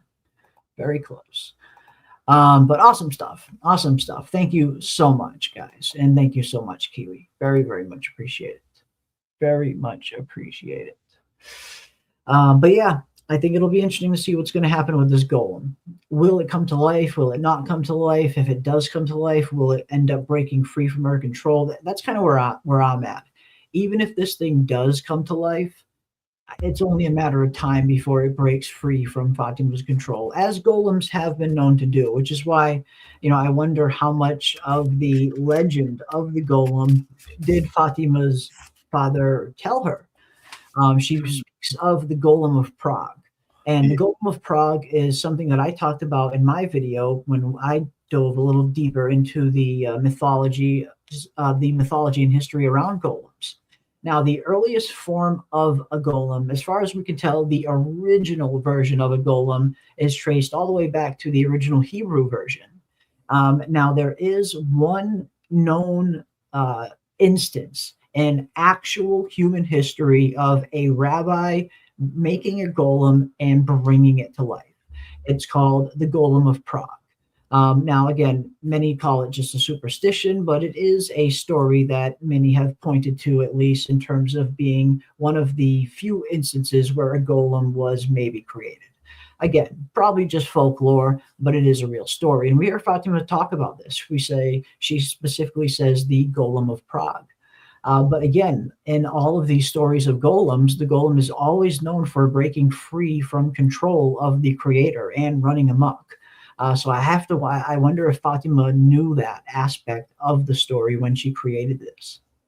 Right. Yeah. Did her dad just give her the protective tell Exactly. Did he give her the abridged version? Yeah. And the thing is, I mean, that is the crux of the Gollum stories is, I mean, there is the protection aspect, but there is also the hubris or bringing things to life when you're not God yourself. And it's a more of a cautionary tale than a encouraging whatever, like a protective hopeful thing. It's more of a cautionary tale because that's the job of it is to that's the essence of the story is when it does go amok and your creation and it's been used for analogies for everything from AI to gene modification to everything you can think of whenever hubris comes into play.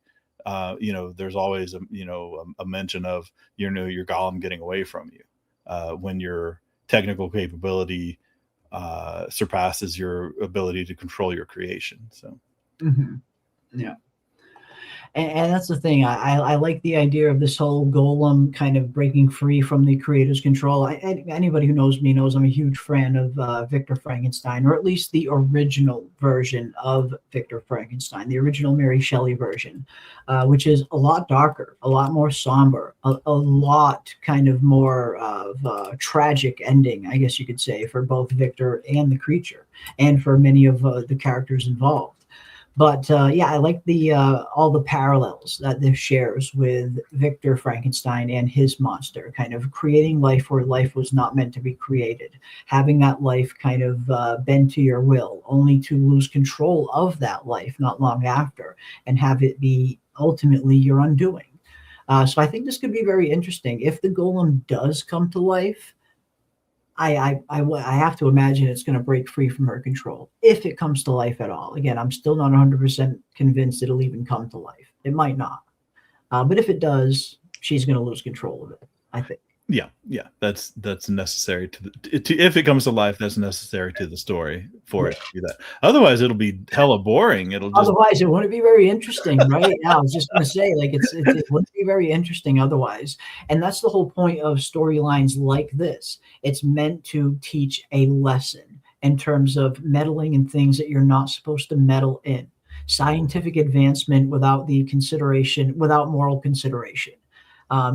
Trying to just play God in a sense, like in Victor Frankenstein's case. Some things humans just aren't meant to meddle in. And sometimes you have to learn these lessons in a hard way in order for them to kind of stick. Again, there's so many interesting things that we could play with Fatima and this golem aspect. So it'll be interesting to see what they really do. But can you imagine to play with a battle between the golem and the dolls? It'll be like Teletubbies waddling all over the place, bashing each other. Yeah. Did you guys see the movie on Tubi that Donna is in? I haven't. No, I haven't seen a whole lot of other stuff that she is in. But if you know the name of it, definitely drop the title of it in the chat, and I'll check it out. I will check it out. I definitely am always checking out some Tubi. Tubi's got some good stuff. But yeah, I think it's going to be interesting to see where is this going to go. Where are these? Again, we have a few interesting storylines, but it does seem the main one, or what seems to be the main one, is Jade's. Is Boyd and Jade kind of teaming up and kind of prepping this potential mission into the heart of the caves to find answers or the bones. So I'm looking forward to it. I guess again, people are saying episode 7 is supposed to be a big one. I guess we'll see. We will see in less than 24 hours from now. I know. I started off pessimistic and now I'm optimistic. I feel like I'm excited. You know how Charlie Brown gets the football pulled from him every time. I'm excited. I am. I'm excited for episode 7. Again, even with the first half of the season not exactly being what I thought it was going to be, I'm still very much looking forward to seeing where this is going to go and how it's ultimately going to end and what are we going to have. Again, by the time season 4 ends, at that point, we only have one season after that. That's it. One more season of probably 10 episodes. So where season 4 ends, I think, is going to be very indicative in terms of how much they're saving for that final season, obviously.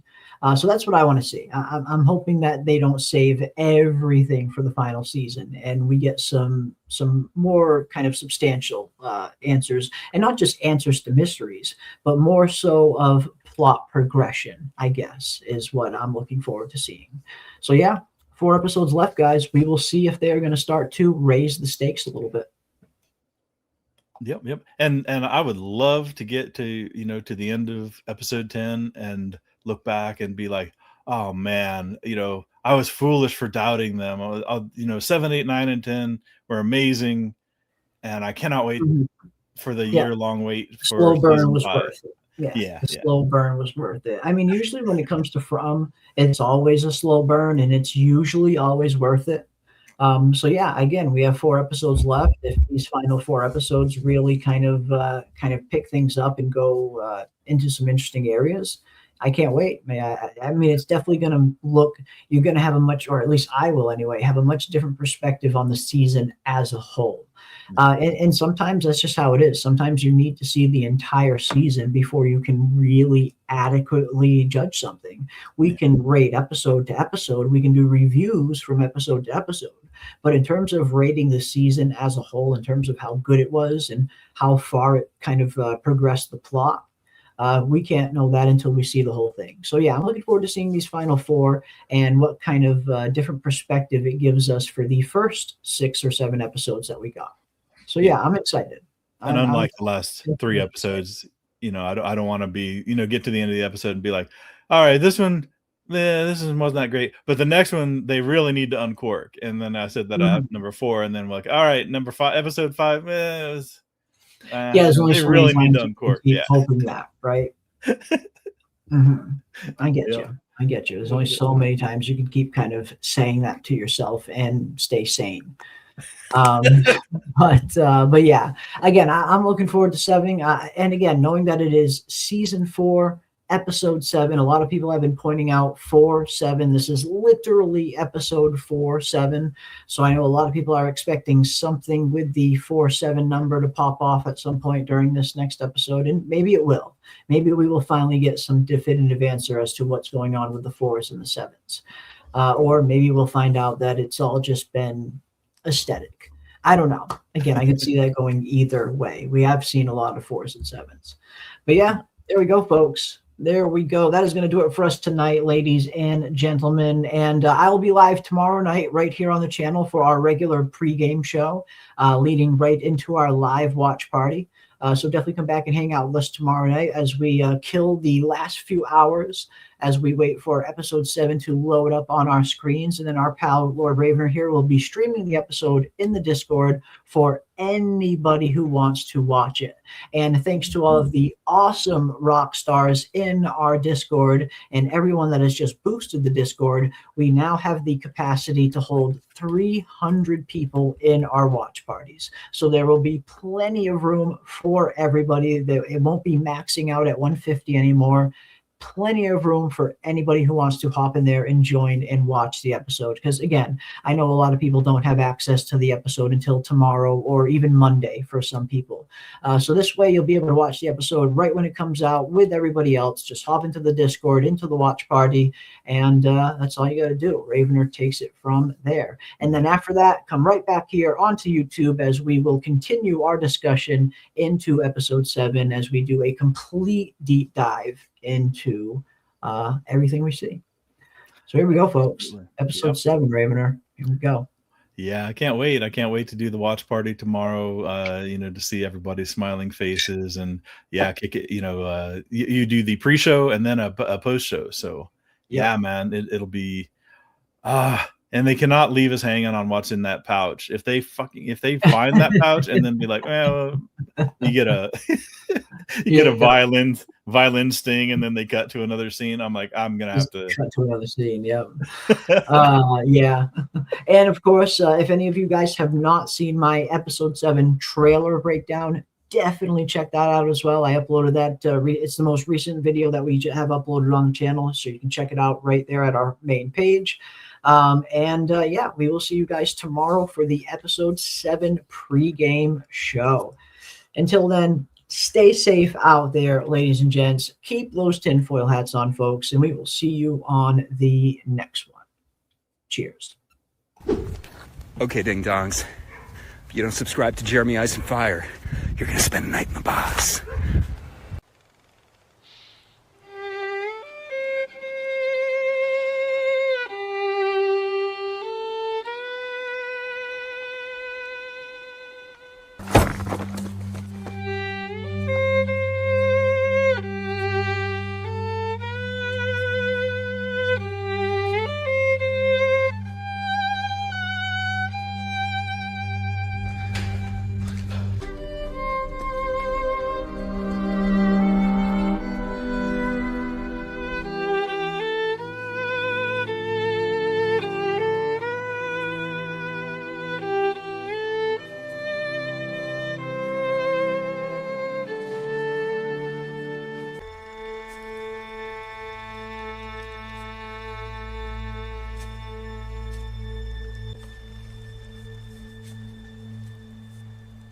Aren't Cooey.